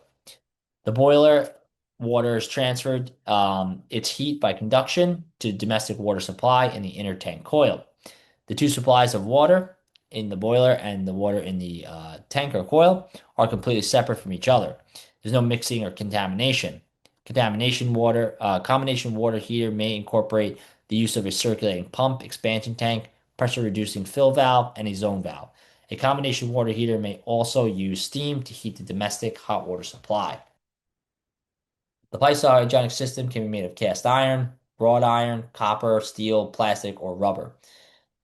The diameter size of the pipe is dependent upon various factors, including the water's flow rate and the friction inside the pipe's materials. Expansion tanks are necessary on hot water heating systems because the hot water expands. The tank provides a way to absorb the expansion of the water being heated, and it assists in its contraction of the water as it cools. When water in the system heats up, it expands into the tank, and excess water expands into the expansion tank. Why is the expansion tank always found above the heating system? An added benefit or function of the expansion tank is that the boiling point of the water can be raised by elevating the expansion tank. When you elevate or raise an expansion tank, you increase the head, which is a term used to describe the difference in elevation between 2 points in a body of fluid. When you increase the head, you increase the pressure. The result in the ability to heat water at a significantly higher temperature without generating steam. The more heat that is supplied to the heat emitting units, the better. That is why you will always see an expansion tank over the boiler. On older gravity systems, you may find an open expansion tank. Open tanks are used on low pressure systems, such as gravity systems. A closed tank is installed on high pressure hydronic heating systems. As the temperature of the water increases, the water in the system expands. As the water expands, water enters the tank. In a closed system, the expansion tank has air that is compressed, and as a result, the pressure in the system is increased. On a closed system, it is important to look for the required pressure relief valve. Inside a diagram expansion tank, there is a flexible rubber membrane. The function of this membrane is to prevent air from becoming absorbed into the water, a process that could cause the expansion tank to lose its ability to act as a sort of shock absorber. Over time, if the bladder begins to leak some air, a Schrader valve identical to a fill valve found on a bicycle and car tires can be used to add more air. A diaphragm tank is much smaller than a closed steel tank. Most of them come from the manufacturer pre-charged at 12 psi's. A diaphragm tank that is waterlogged will cause the boiler pressure to reach excessive levels. Under the condition, the relief valve will likely begin to drip water. A general rule of thumb for the size of an expansion tank is that there should be 1 gallon for every 3,500 BTUs of radiation at heat emitting units. All right. So jumping in back into circulating pumps are used to circulate hot water in a hydronic forced hot water heating system. They push the water through the piping system. The pipe pump should be placed in the correct position on the heating system in order to be effective. Manufacturers usually describe the proper location of the pump in the unit's installation manual. Heating emitting units are the radiators, baseboard convectors, and other heating emitting components from which the heat is transferred into the room and spaces of the building. Cast iron radiators are common in older systems. They may be located on the floor or hung on the wall. The radiators may be recessed in a wall or partially covered or enclosed by a cabinet structure. If the radiator is covered, there should be openings provided at the top and bottom of the covering or cabinet to allow air to circulate. Convectors are tubes with fins on them. The fin tubes are enclosed in a cabinet or baseboard unit with openings at the top and bottom. As the hot water moves through the tubes, the fins get hot and radiate heat. Room air enters the cabinet or baseboard from the bottom and exits from the top through the openings. Radiant floors units may be made of flexible tubing installed directly below the floor. The heat is transferred from the tubing into the floor surface. Flexible tubes and radiant panels are also used as heat emitting units in ceilings and walls. Electronic hydronic heating systems may use electricity to heat the water. Electric hydronic heating systems are usually compact electric boilers or water heaters, available in different sizes. There are many advantages of hydronic heating systems. The heat is uniformly delivered. Less energy is used to circulate the water through pipes than is needed to circulate air through a duct system. It is easy to zone a hydronic heating system. The indoor air quality issues are reduced because there is no air agitation as there is with a forced warm air heating system. Steam and hot water heating boilers look similar, but there are several differences. Steam boilers operate at about a 3/4 of full of water. Hot water boilers operate full of water. Steam boilers in homes operate under 2 psi's or slightly more. Hot water boilers operate 6 times that. A steam boiler has a low water cutoff device. Hot water boilers in homes likely don't. Steam boilers need a water feed to replace water that is lost through evaporation and the steam. Hot water boilers have little or no need for makeup water. Most of the controls on low pressure steam and hot water boilers fired by the same fuel are similar but are exceptions. A variety of controls are required on hot water heating systems. They are either system actuating controls, thermostats, burner controls, pumps, or safety controls. Safety controls shut down the system to prevent damage, particularly when the temperature and pressure limits are exceeded. A high limit control on a hot water boiler will help shut down the system if the pressure or temperature or the water exceeds set limits. Pressure relief valves are important safety controls for hot water heating systems. When the pressure inside the boiler reaches a certain point, the pressure relief valve will open up. It closes when the boiler pressure returns to a lower safe level. Pressure relief valves require to be installed on hot water heating systems. A pressure relief valve or valves must be installed on a steam boiler. It's sometimes referred to by the inspector as a safety valve or a safety relief valve. The pressure relief valve will open and release excess steam at or below the maximum allowable working pressure of the boiler. On low pressure boilers that you find in residential homes, the pressure relief valve will likely be set to open and release steam when a maximum pressure of 15 psi is reached. The valve should automatically close when the pressure falls back down to normal levels. Boilers used for steam heating system have devices designed for a measuring or indicating and control. Steam boilers should have water level gauge, low water cutoffs, pressure gauge, safety relief valve, and high pressure limit switch. A water level gauge measures the boiler's water level. A low water cutoff device automatically shuts off the burner if the water level or the boiler is too low. The pressure gauge measures the operating pressure inside the boiler. The safety relief valve discharges steam when pressure inside the boiler exceeds a maximum safe working pressure on the valve. The burner shuts off the high pressure limit switch when the boiler exceeds a preset level. Two types of steam heating systems, low pressure and high pressure. The type depends upon the operating pressure of the steam in the system. Low pressure systems typically set to operate at a pressure of 0 to 15 psi's. High pressures operates in excess of 15 psi's. You'll usually find low pressure systems installed in residential homes. Hot water boilers have a variety of valves, controls, and devices. Some are similar to those found in a steam boiler, but there are significant differences. Hot water boilers operate under high pressures and temperatures. Inspectors can look for the following devices installed on hot water boilers: pressure relief valve, which relieves the boiler of excessive pressure; a low water cutoff, which switches the burner if the boiler's water level drops too low; high pressure limit switch, which turns off the boiler when the boiler's pressure exceeds its maximum safe operating level; an AccuStat, which automatically controls the temperature limits and operates the circulator pumps; water pressure reducing valve, which keeps the boiler filled with water; an air vent, which releases air from the system; expansion tank; air separator; and a circulator pump. Pressure relief valves on boilers. Inspectors should look for a pressure relief valve that is rated higher than the maximum working pressure of the boiler. The boiler could explode if it exceeds its maximum working pressure with an incorrect valve installed on it. The valve relieves pressure created by a water thermal condition and steam pressure conditions. Relief valves help prevent personal injury and property damage. These valves open at a set pressure. As the pressure drops, the valve closes. When the water pressure reaches a certain point, the valve functions as a water relief valve and discharges water that expanded in the system. This valve may also relieve and discharge steam when it's present inside the hot water boiler, which is an indication of a malfunctioning firing control. The device is used for safety and will shut down the burner when the boiler's pressure exceeds a preset level. The high pressure limit switch is connected to the boiler by a pigtail pipe. The AccuStat or high limit control is a safety control that helps prevent damage to the boiler by shutting it down. It works with the circulator pump and it can be strapped to the hot water supply riser or mounted to the boiler so that its heat sensitive element is immersed inside the boiler.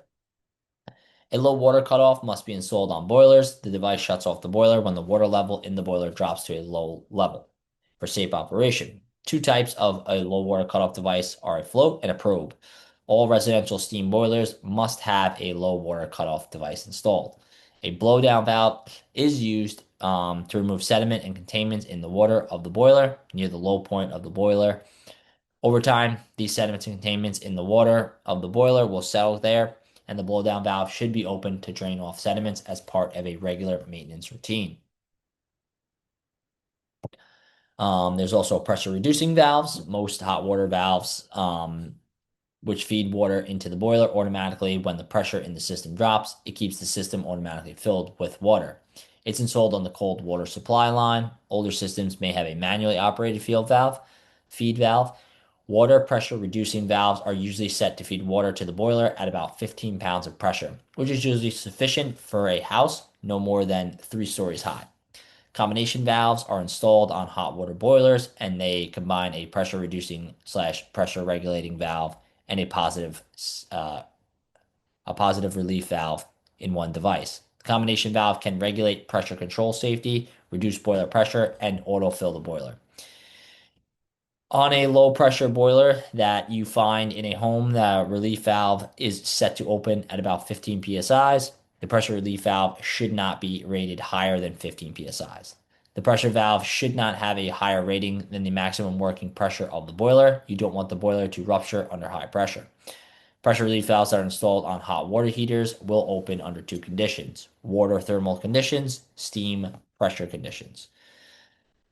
These relief valves are used to protect against damage to the property and injury to people. These relief valves will will reach the limits. The valve opens as a relief valve, discharges a small amount of water that has expanded inside the boiler.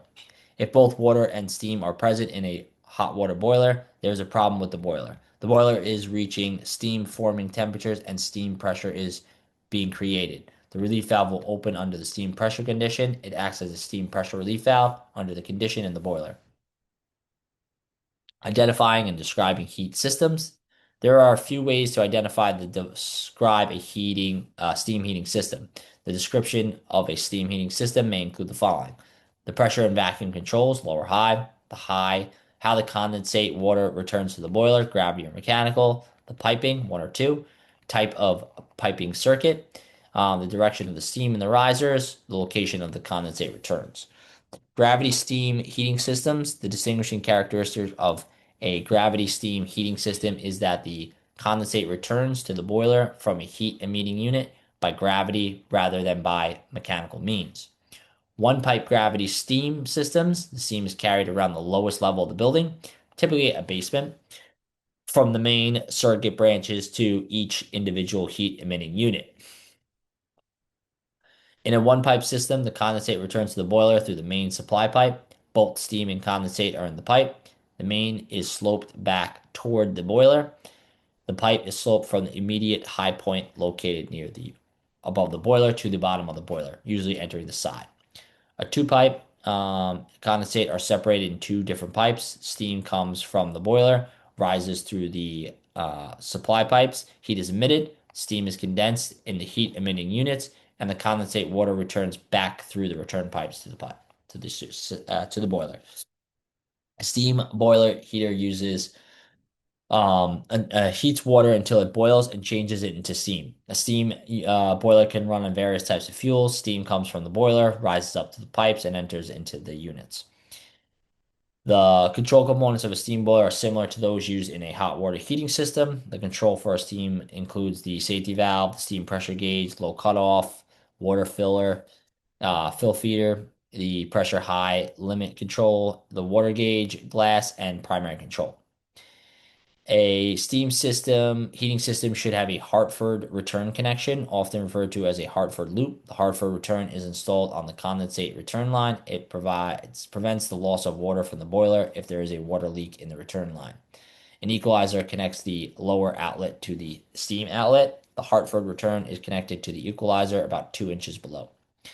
A steam trap is a device installed on the steam line that controls the flow of steam, air, and condensate. It automatically opens and discharges air and condensation. It will automatically close to stop steam from escaping. Pumps are used on steam heating systems to handle condensate and to discharge excess air. There are two types of heat emitting units used in a steam boiler: radiators and convectors. A radiator primarily uses radiation. A convector probably uses convection to transmit the heat. A convector is usually made of a tube with fins attached. A unit heater, sometimes called a space heater, is essentially a convector with a fan, and the fan forces air through the heating surface. The warm air is discharged into the room of space. A water hammer is a problem in a steam heating system that occurs when condensed water is trapped in a section of horizontal steam pipe. The steam pipe should be sloped properly. Steam bubbles may be trapped in the return lines and the bubbles will start imploding. the water-filled wet return lines, causing the noise known as a water hammer. Properly sized gravity return lines are needed to allow for sufficient room for the steam to flow at the top of the pipe without mixing the condensate flowing on the bottom of the pipe. Okay, so the backflow preventer, the unwanted mixing of the water supply to the boiler and the domestic water supply to the house is prevented with a backflow. Boiler efficiency is based on several factors, including the type of fuel, the method of firing, and the control sizing settings. The efficiency rating of a boiler is measured by its annual fuel utilization, AFUE. The minimum establishment by the U.S. government is 80%. Mid-efficiency boilers are 80 to 83. High efficiency is 90 to 98.5. Conventional non-condensing steam and hot water space heating boilers have AFU ranges of around 60 to 65%. These ratings keep changing, so keep checking. An air separator traps and removes air bubbles from the water in the boiler system. When a hot water heating system is filled with water, the water rapidly through the pipes and radiators.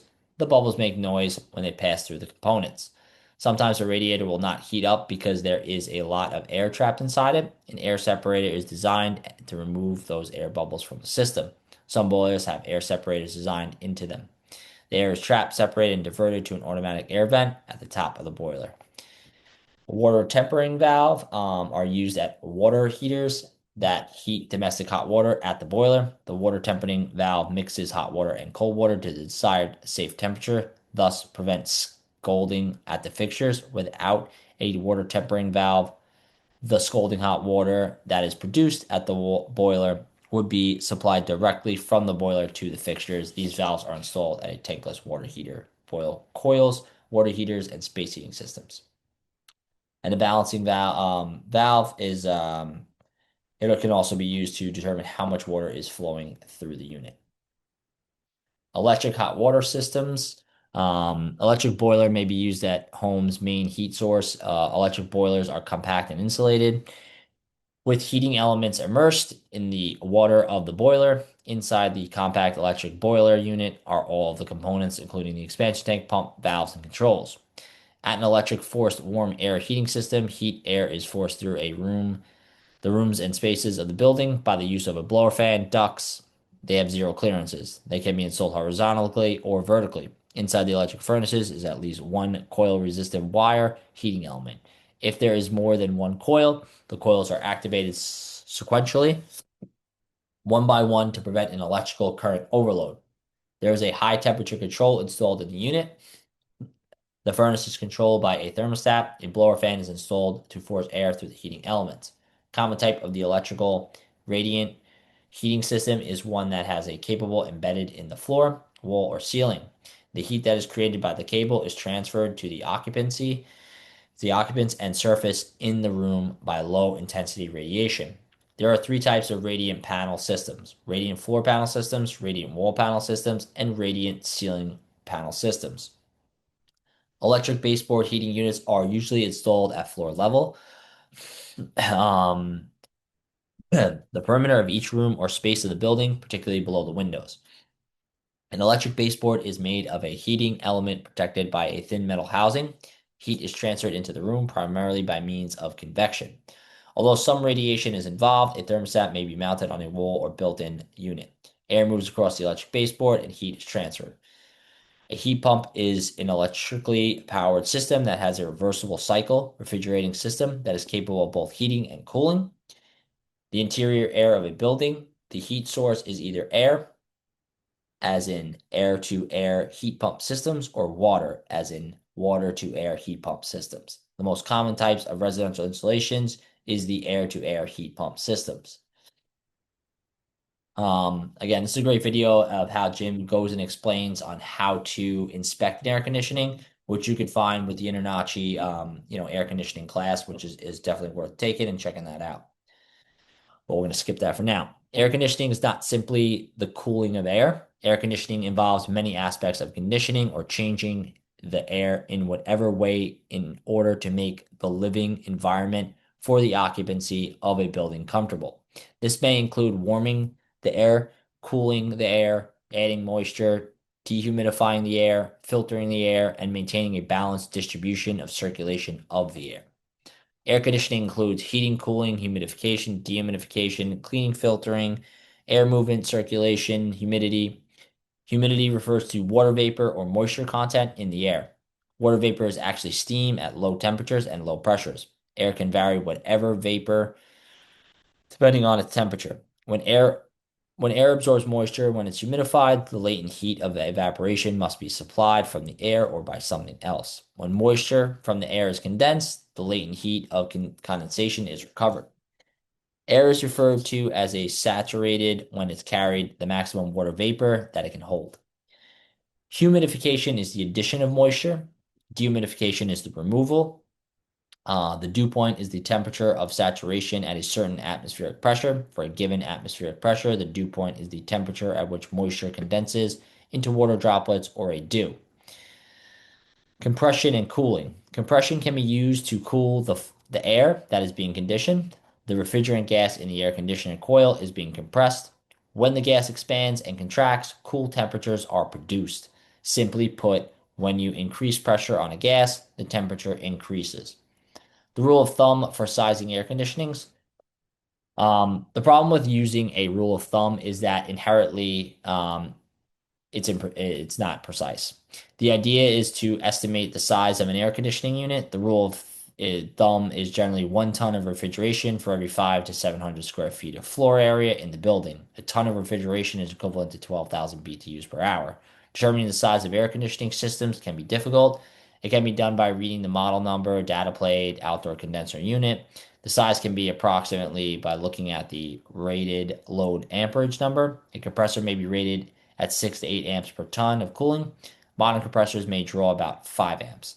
Take the RLAL amp number and divide it by 6 to 8, or if the compressor is a newer model.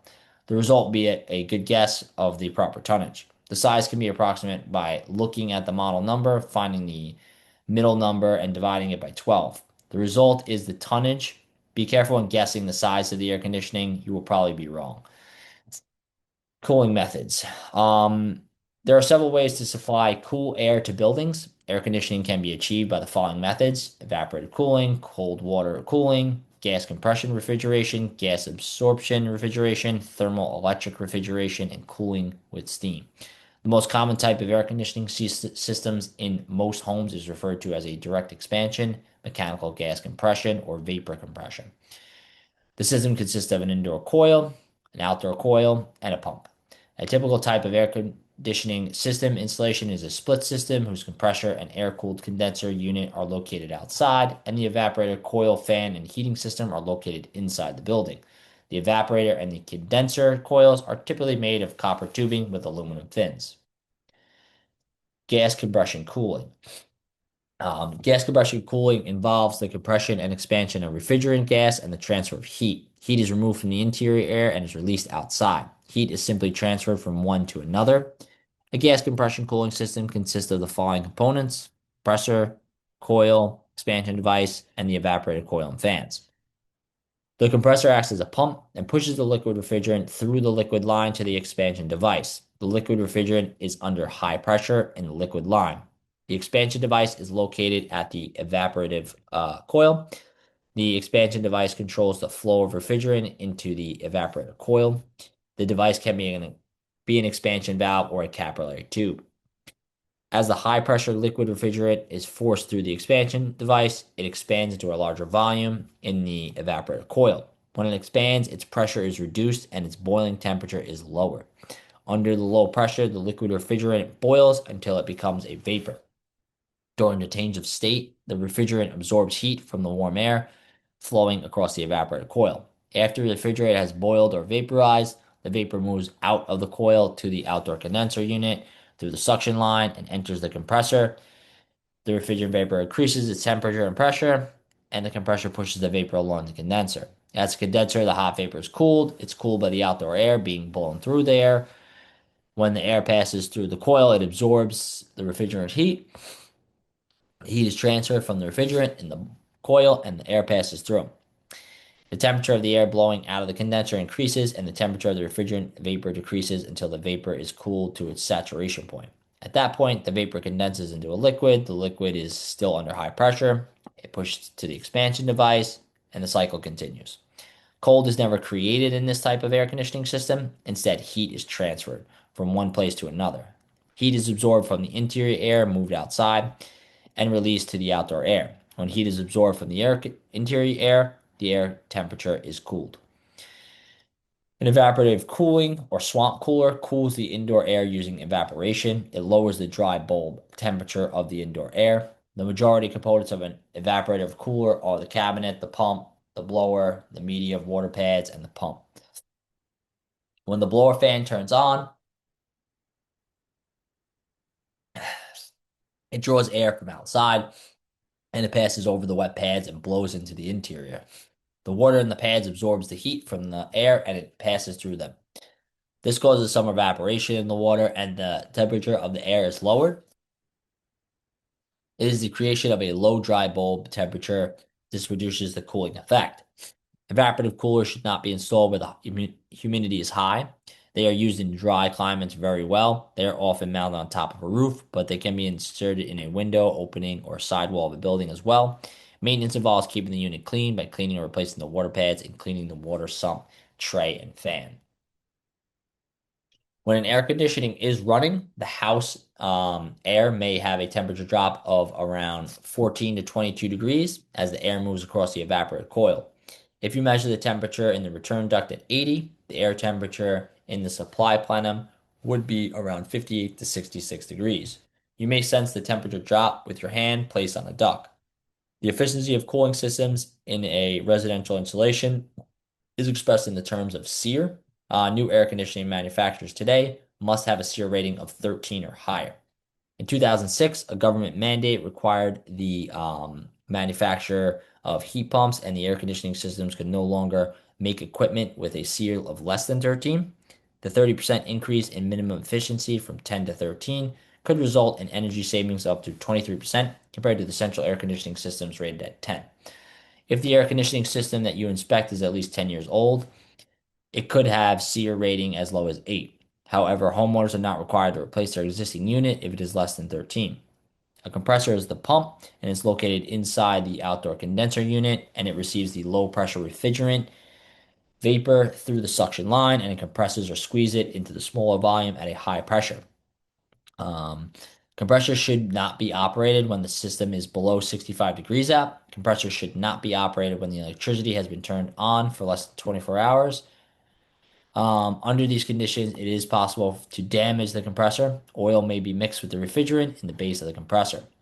Many air conditioning systems have a heater, a sump heater, or a crankcase heater installed at the bottom of the compressor. The heater keeps the oil at the base of the compressor warm enough to boil off the refrigerant. The heater may be internal or visible on the outside of a ring wrapped around the compressor base. If the electricity has been turned off the system, it may take 12 to 24 hours for the heater to warm up the oil sufficiently. The condenser in a typical air conditioning split system, the condenser unit or outdoor coil is located outside. A condenser condenses or liquefies gas by cooling it. When the condenser is running, hot refrigerant gases coming from the compressor enters the condenser coil at the top. As it passes down through the condenser coil, it cools. The compressor is located inside the condenser unit. The condenser can be a plain tube design, fin tubed, or plate type. It can be a series pass or a parallel pass type. Condenser units can be air cooled, the most common for residential installations, water cooled, or a combination of two. An air cooled is made up of a coil that air blows across the hot gases that's passing through the coil. There is a fan inside the condenser that pushes the air through the coil. Heat is transferred from the hot gases that are moving in the coil to the air passing through the coil. If you put your hand in the path of the air blowing out of an operating condenser, it should feel warm. Air-cooled condensers must be maintained and kept clean and free from debris. An evaporator is sometimes called an evaporator coil, cooling coil, and indoor blower coil. In a typical residential air conditioning system, the evaporator absorbs the heat energy from the air passing through it. It transfers the heat energy from the passing air to the refrigerant moving inside it. As the liquid refrigerant absorbs the heat, it is boiled off or evaporated as it moves through the evaporator. The house's air temperature drops as it passes through the coil, pushed by the blower fan. Evaporators are usually made of copper tubing. With closely spaced aluminum fins, there are almost 14 aluminum fins per inch of copper tubing. This type of fin coil provides a very good surface area for transferring the heat. Some coils are made of aluminum tubing, which does not last as long as the copper. Evaporated coil is sometimes called an A coil because some are shaped like the letter A. Some coils are called slab coils because they're shaped like a slab, tilted at an angle. Coils have condensed tray underneath to catch the condensate water during draining off the coil. Similar to the condenser, the evaporated coil must be maintained and clean and free from dirt, dust, and debris. The refrigerant is the substance that absorbs the material. A good refrigerant has a low boiling point and functions with a positive pressure. The two most commonly used refrigerants in older units are the R12 and the R22. R410A is replacing those older refrigerants because it does not deplete the ozone. R410A can be recognized by its various trade names, including Generon, AZ20, DuPont, Suva, and Puron. An expansion device changes the refrigerant from high pressure, high temperature liquid to a low pressure, low temperature liquid. It is installed just before the evaporator. And there are two types of expansion valves. One's the capillary and one's the thermostatic expansion valve. The expansion device controls the flow of liquid refrigerant that enters the expander evaporator coil. If the valve becomes faulty, the flow of refrigerant may be restricted. The proper operation of the valve is largely dependent on the proper installation of the sensor. The bulb needs to be in a firm contact with the line of the evaporator. The capillary tube is a coil of a small diameter copper tubing. It is designed to create restriction or bottleneck in the liquid line. The refrigerant comes out of the small diameter tube and expands as it enters a large diameter. This expansion lowers the pressure and temperature. A thermostatic expansion valve is another expansion device. It's a more precise device than the capillary tube. It controls the flow of refrigerant by sensing the heat that is coming from the evaporated coil. Refrigerant piping on the air conditioning unit, it will travel through a small diameter copper pipe or tubing. They are called refrigerant lines. The suction line is the pipe from the evaporated coil inside the house to the compressor. The suction line carries the vapor, not the liquid. The liquid line is the pipe from the condenser coil in the condenser unit to the evaporator. This line carries the liquid, not the vapor. All lines should be checked for damage and bent sections. A squeezed or pinched line will restrict proper flow. The suction line and liquid line should not touch or come in contact with one another. The warm liquid line would transfer heat to the cooler suction line if the evaporator is installed in a higher elevation than the condenser outdoors. There should be ideally a slope of the suction line to fall a quarter of an inch per foot. Also, these refrigerant lines should be insulated to keep that energy efficient from running from the units from the outside to the inside unit. A filter removes particles from the liquid refrigerant and from the oil. A dryer removes moisture from the refrigerant. The filter dryer device is a combination of the two. It is usually installed in the liquid line. According to modern standards, air conditioning, condensing units, and heat pumps units should have a readily accessible electrical disconnect within sight of the unit as the only allowable means. The disconnect is allowed to be installed on or within the unit, but it should not be located on panels designed to allow access to the unit. A heat pump transfers heat from one place to another. It takes heat from the outdoor air and brings it to the inside of the building and releases it with the use of reversing valves. The heat pump can also take heat from the indoor air and release it to the outside. During the reverse cycle, the heat pump operates just like an air conditioning system. Both the indoor coil and outdoor coil may act as either an evaporator or a condenser. There are three types of heat pumps used in residential and light commercial. Air source heat pumps, ground source, water source. Most heat pumps used in residential and light commercials are split systems. A split system is one that has its components divided, condenser outside, and installed inside unit too as well. Air source heat pumps is often called an air-to-air heat pump, which is your typical ones you're going to see in residential, which uses the outdoor air to source for heat. It uses the outdoor air, which to absorb its heat energy. It takes the heat energy from the outdoor air and transfers it to the interior air of the building. The problem with air source heat pumps occurs when the heat is operating in the cold winter time and there's very little heat energy in the outdoor air due to low outdoor temperatures. And that is the same time that you want the heat pump to produce the most heat. For this reason, a supplementary radiant heat element is integrated into the system to be used during those conditions of very cold temperatures. Air source heat pumps work well in areas where the winter temperature does not drop below 30 degrees for extended periods of time. Standard air sources, heat pumps, ground source heat pumps, and ductless mini splits all provide cooling as well as heating. Heat pumps also dehumidify like air conditioners. In heating mode, an source heat pump evaporates a refrigerant in the outdoor coil. As the liquid evaporates, it pulls heat from the outside air. The hot gas is compressed and pressurized as it passes through the compressor to the indoor coil or condenser. Here, it condenses to a high pressure liquid, releasing heat to the inside of the house as it cools. The liquid then passes outside through a pressure lowering expansion valve and enters another heat exchanger. The evaporator, where the liquid absorbs heat and boils, the pressure changes caused by the compressor and the expansion valve allow the gas to evaporate at a lower temperature outside the condenser at a higher temperature indoors.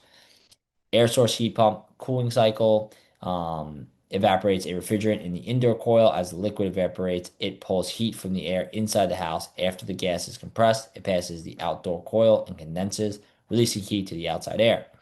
The pressure changes caused by the compressor and the expansion valve allow the gas to condense at a higher temperature outside the evaporate at a lower indoor temperature. Ground source heat pumps, also called geothermal heat pump. A ground source heat pump uses the constant temperature of the earth instead of the outdoor air as the heat source of a heat sink, depending on the cycle. A heat transfer fluid is pushed through a bunch of underground high strength plastic pipes. The pipes are often coiled and looped or zigzagged. Horizontal loops are common in residential installations. There are horizontal closed loop, spiral closed loop, and vertical closed loop. Ground source heat pumps are identified by other names: water source heat pumps, well water heat pumps, direct expansion, geothermal, groundwater heat pumps, earth coupled heat pumps, ground coupled heat pumps, open loop heat pumps. A water source heat pump uses water as the heat source. Water is the heat transfer medium. There are three cycles for a heat pump: the heating cycle, the cooling cycle, and a defrost cycle. The heating cycle, the refrigerant enters the outdoor coil or condenser unit and moves through the outdoor coil. Inside the coil, the refrigerant starts out as a liquid with with a low pressure, low temperature liquid state. The liquid absorbs heat energy from the outdoor air passing through the coil. The temperature of the liquid is raised up to its boiling point. The refrigerant boils into a hot vapor in the coil. The compressor then compresses the gas. The vapor pressure is increased. The high pressure, high temperature vapor is pushed through the suction line and into the evaporator coil. Heat is transferred or released to the indoor air, which is much cooler than the hot vapor passing through the evaporator. The cooler air passing through the indoor coil causes the gas to cool and condense into a liquid, which is still under high pressure. The condensing of the high pressure, high temperature refrigerant vapor releases heat energy to the interior of the building. The liquid then goes through a pressure reducing valve or expansion valve and becomes a low temperature, low pressure liquid. This liquid is now the liquid line and travel to the outdoor coil or condenser unit. The cooling cycle, the valve is reversed and the compressor pumps the refrigerant in a direction that results in the heat pump system absorbing heat energy from the interior air and releasing it to the outside. The heat pump system operates just like a regular air conditioning system. The defrost cycle, when a heat pump is operating in the heating mode or a heat cycle, the outdoor air is relatively cool and the outdoor coil acts as an evaporator. Under certain conditions of temperature and relative humidity, frost may form on the surface of the outdoor coil. This layer of frost will interfere with the operation of the heat pump by making the heat pump work harder and therefore inefficiently. The frost must be removed. A heat pump has a cycle called defrost, which automatically removes the frost from the outdoor coil. A heat pump unit will defrost regularly when frost conditions occur. The frost cycle should be long enough to melt the ice and short enough to be energy efficient.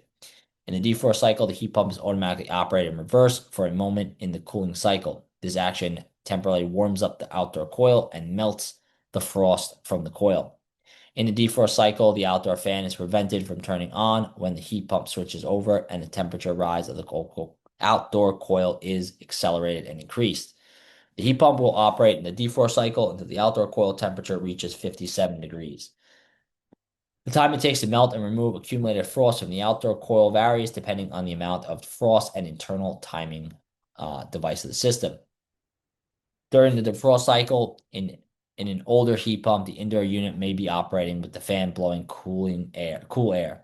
To prevent cool air from being produced and distributed inside the house, an electric heating element can be installed and engaged at the same time as the defrost cycle. This heating component is wired up to the second stage of a two-stage thermostat.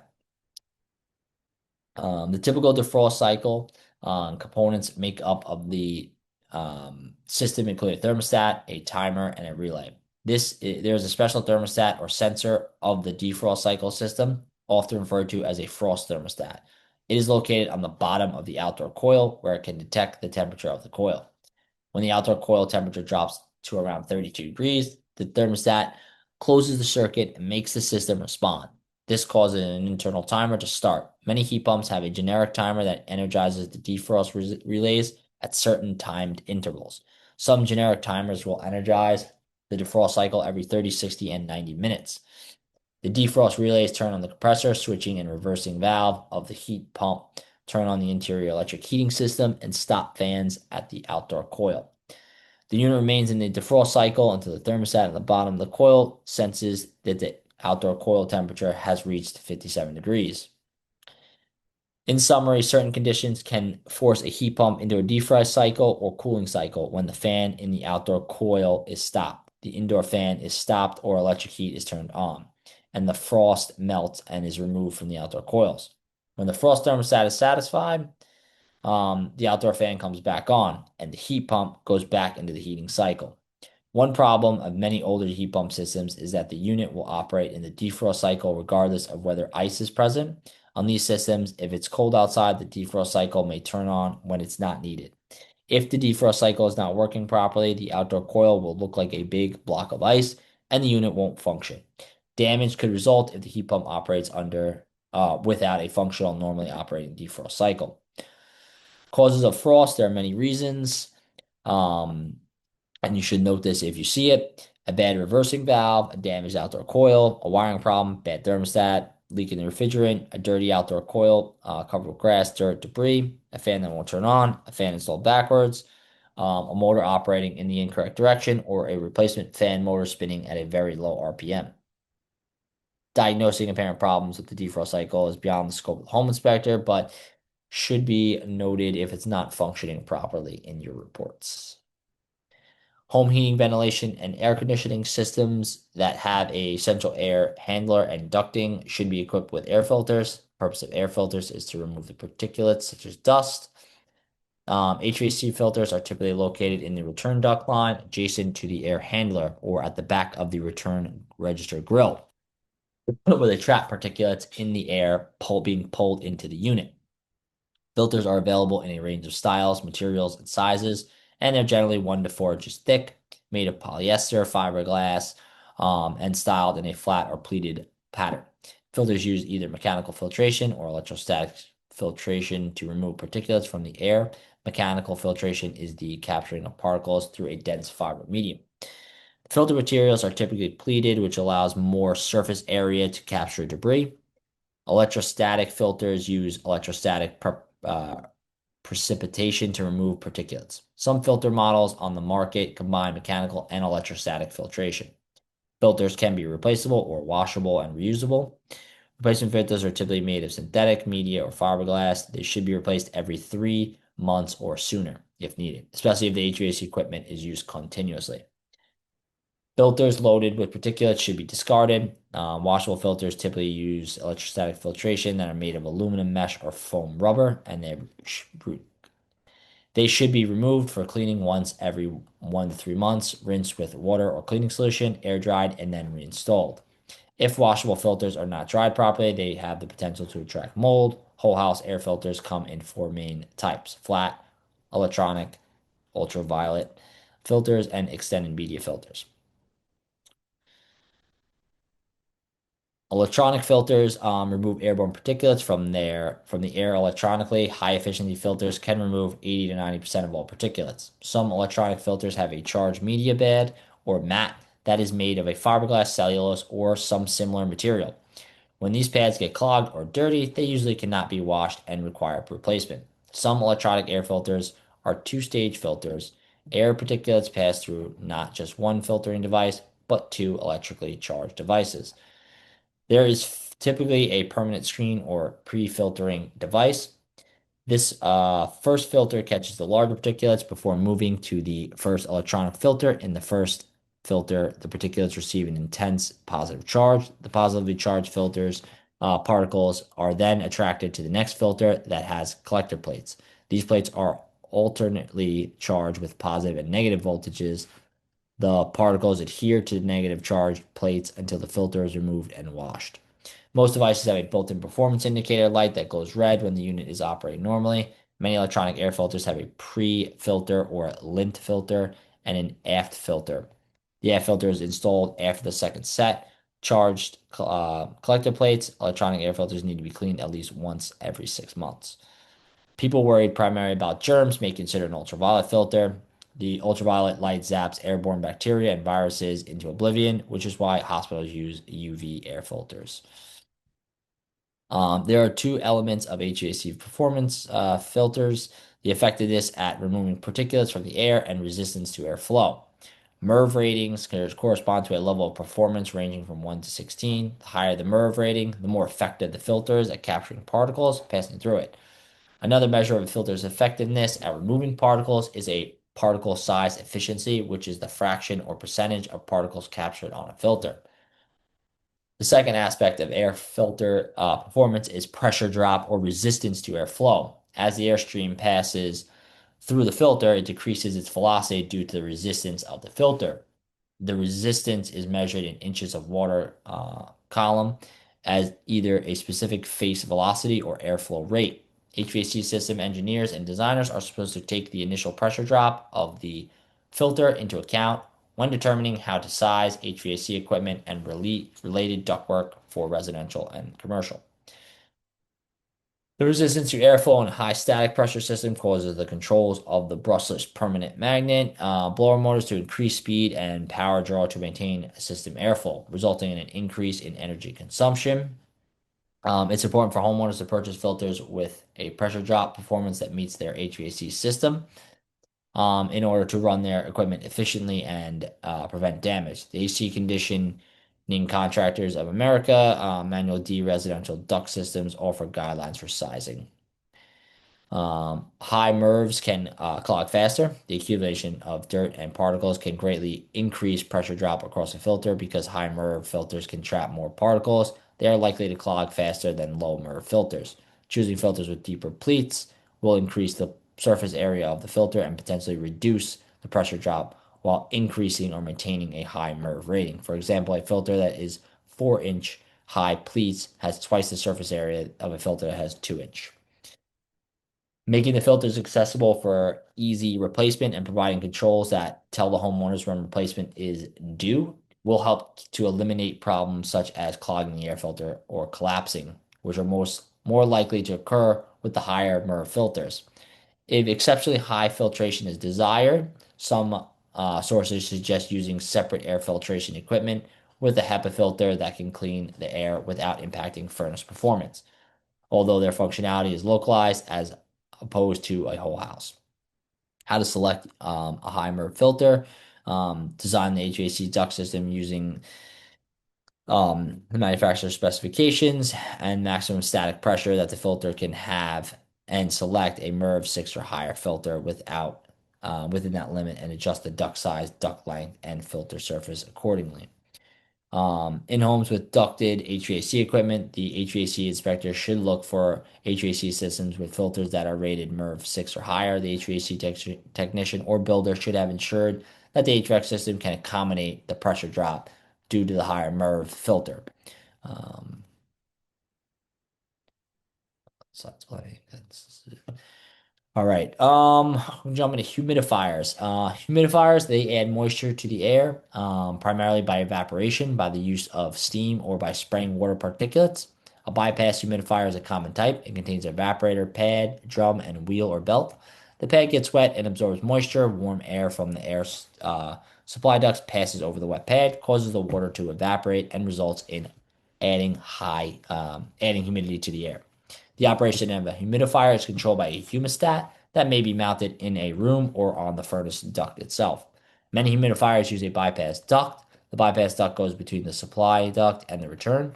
A damper should be installed in the bypass duct pipe.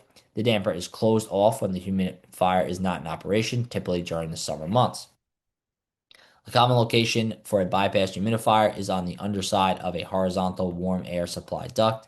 Close to the furnace, humidifiers are also installed on the side of the furnace plenums. The warm air plenum is the most desirable location for a humidifier.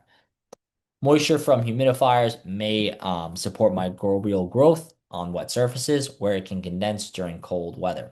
Humidifiers that discharge small droplets of water from a reservoir are prone to support mold growth. Moisture accumulation inside dirty ductwork creates a suitable environment for mold growth. The reservoir of the humidifier becomes contained to some degree.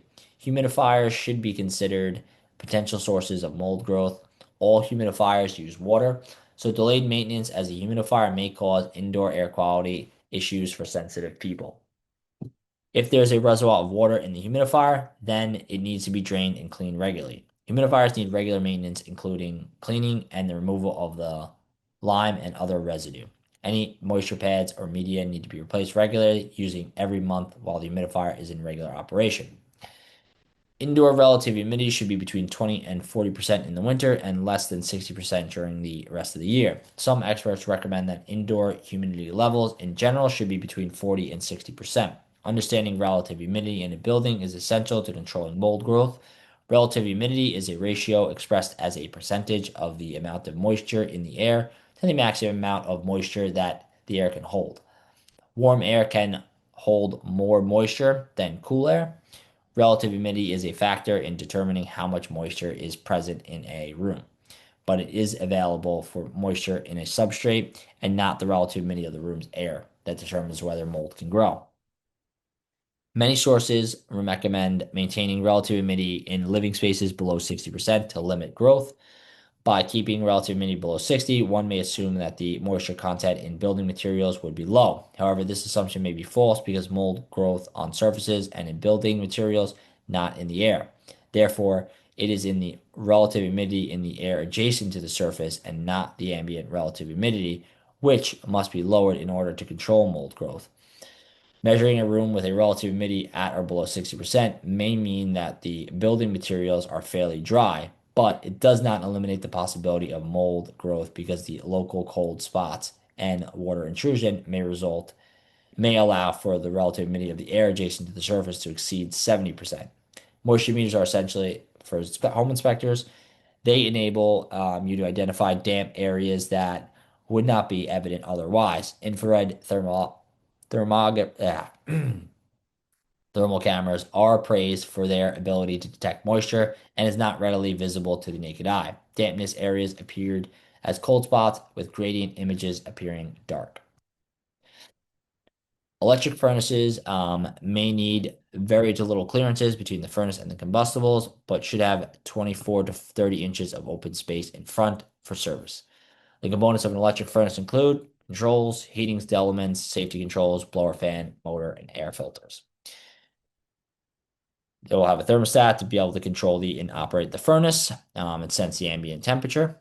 An electric heating system has to get very hot, hotter than its surroundings to deliver the desired level of heat. It may get red hot or nearly white hot. Wires with high heat resistance are used for heating elements. These include iron, chromium, nickel, magnesium, and alloy wires. Electric furnaces have a variety of safety controls installed in them. These controls protect the unit against overloading of electric current and from excessively high temperatures. The controls include furnace fuses, temperature limit controls, circuit breakers, transformers, and thermal overload protectors. One of the most important components of an electric furnace is the air filter. A clogged filter will cause the furnace to run inefficiently by making it run harder and longer. Air filters should be checked regularly every month. Maintenance and repair should be conducted by a qualified technician because deadly high voltage conditions exist within the electric heating system. The electric supply should be turned off prior to servicing. Here's another heating element video. We're going to skip that. All right. Inspecting the utility room.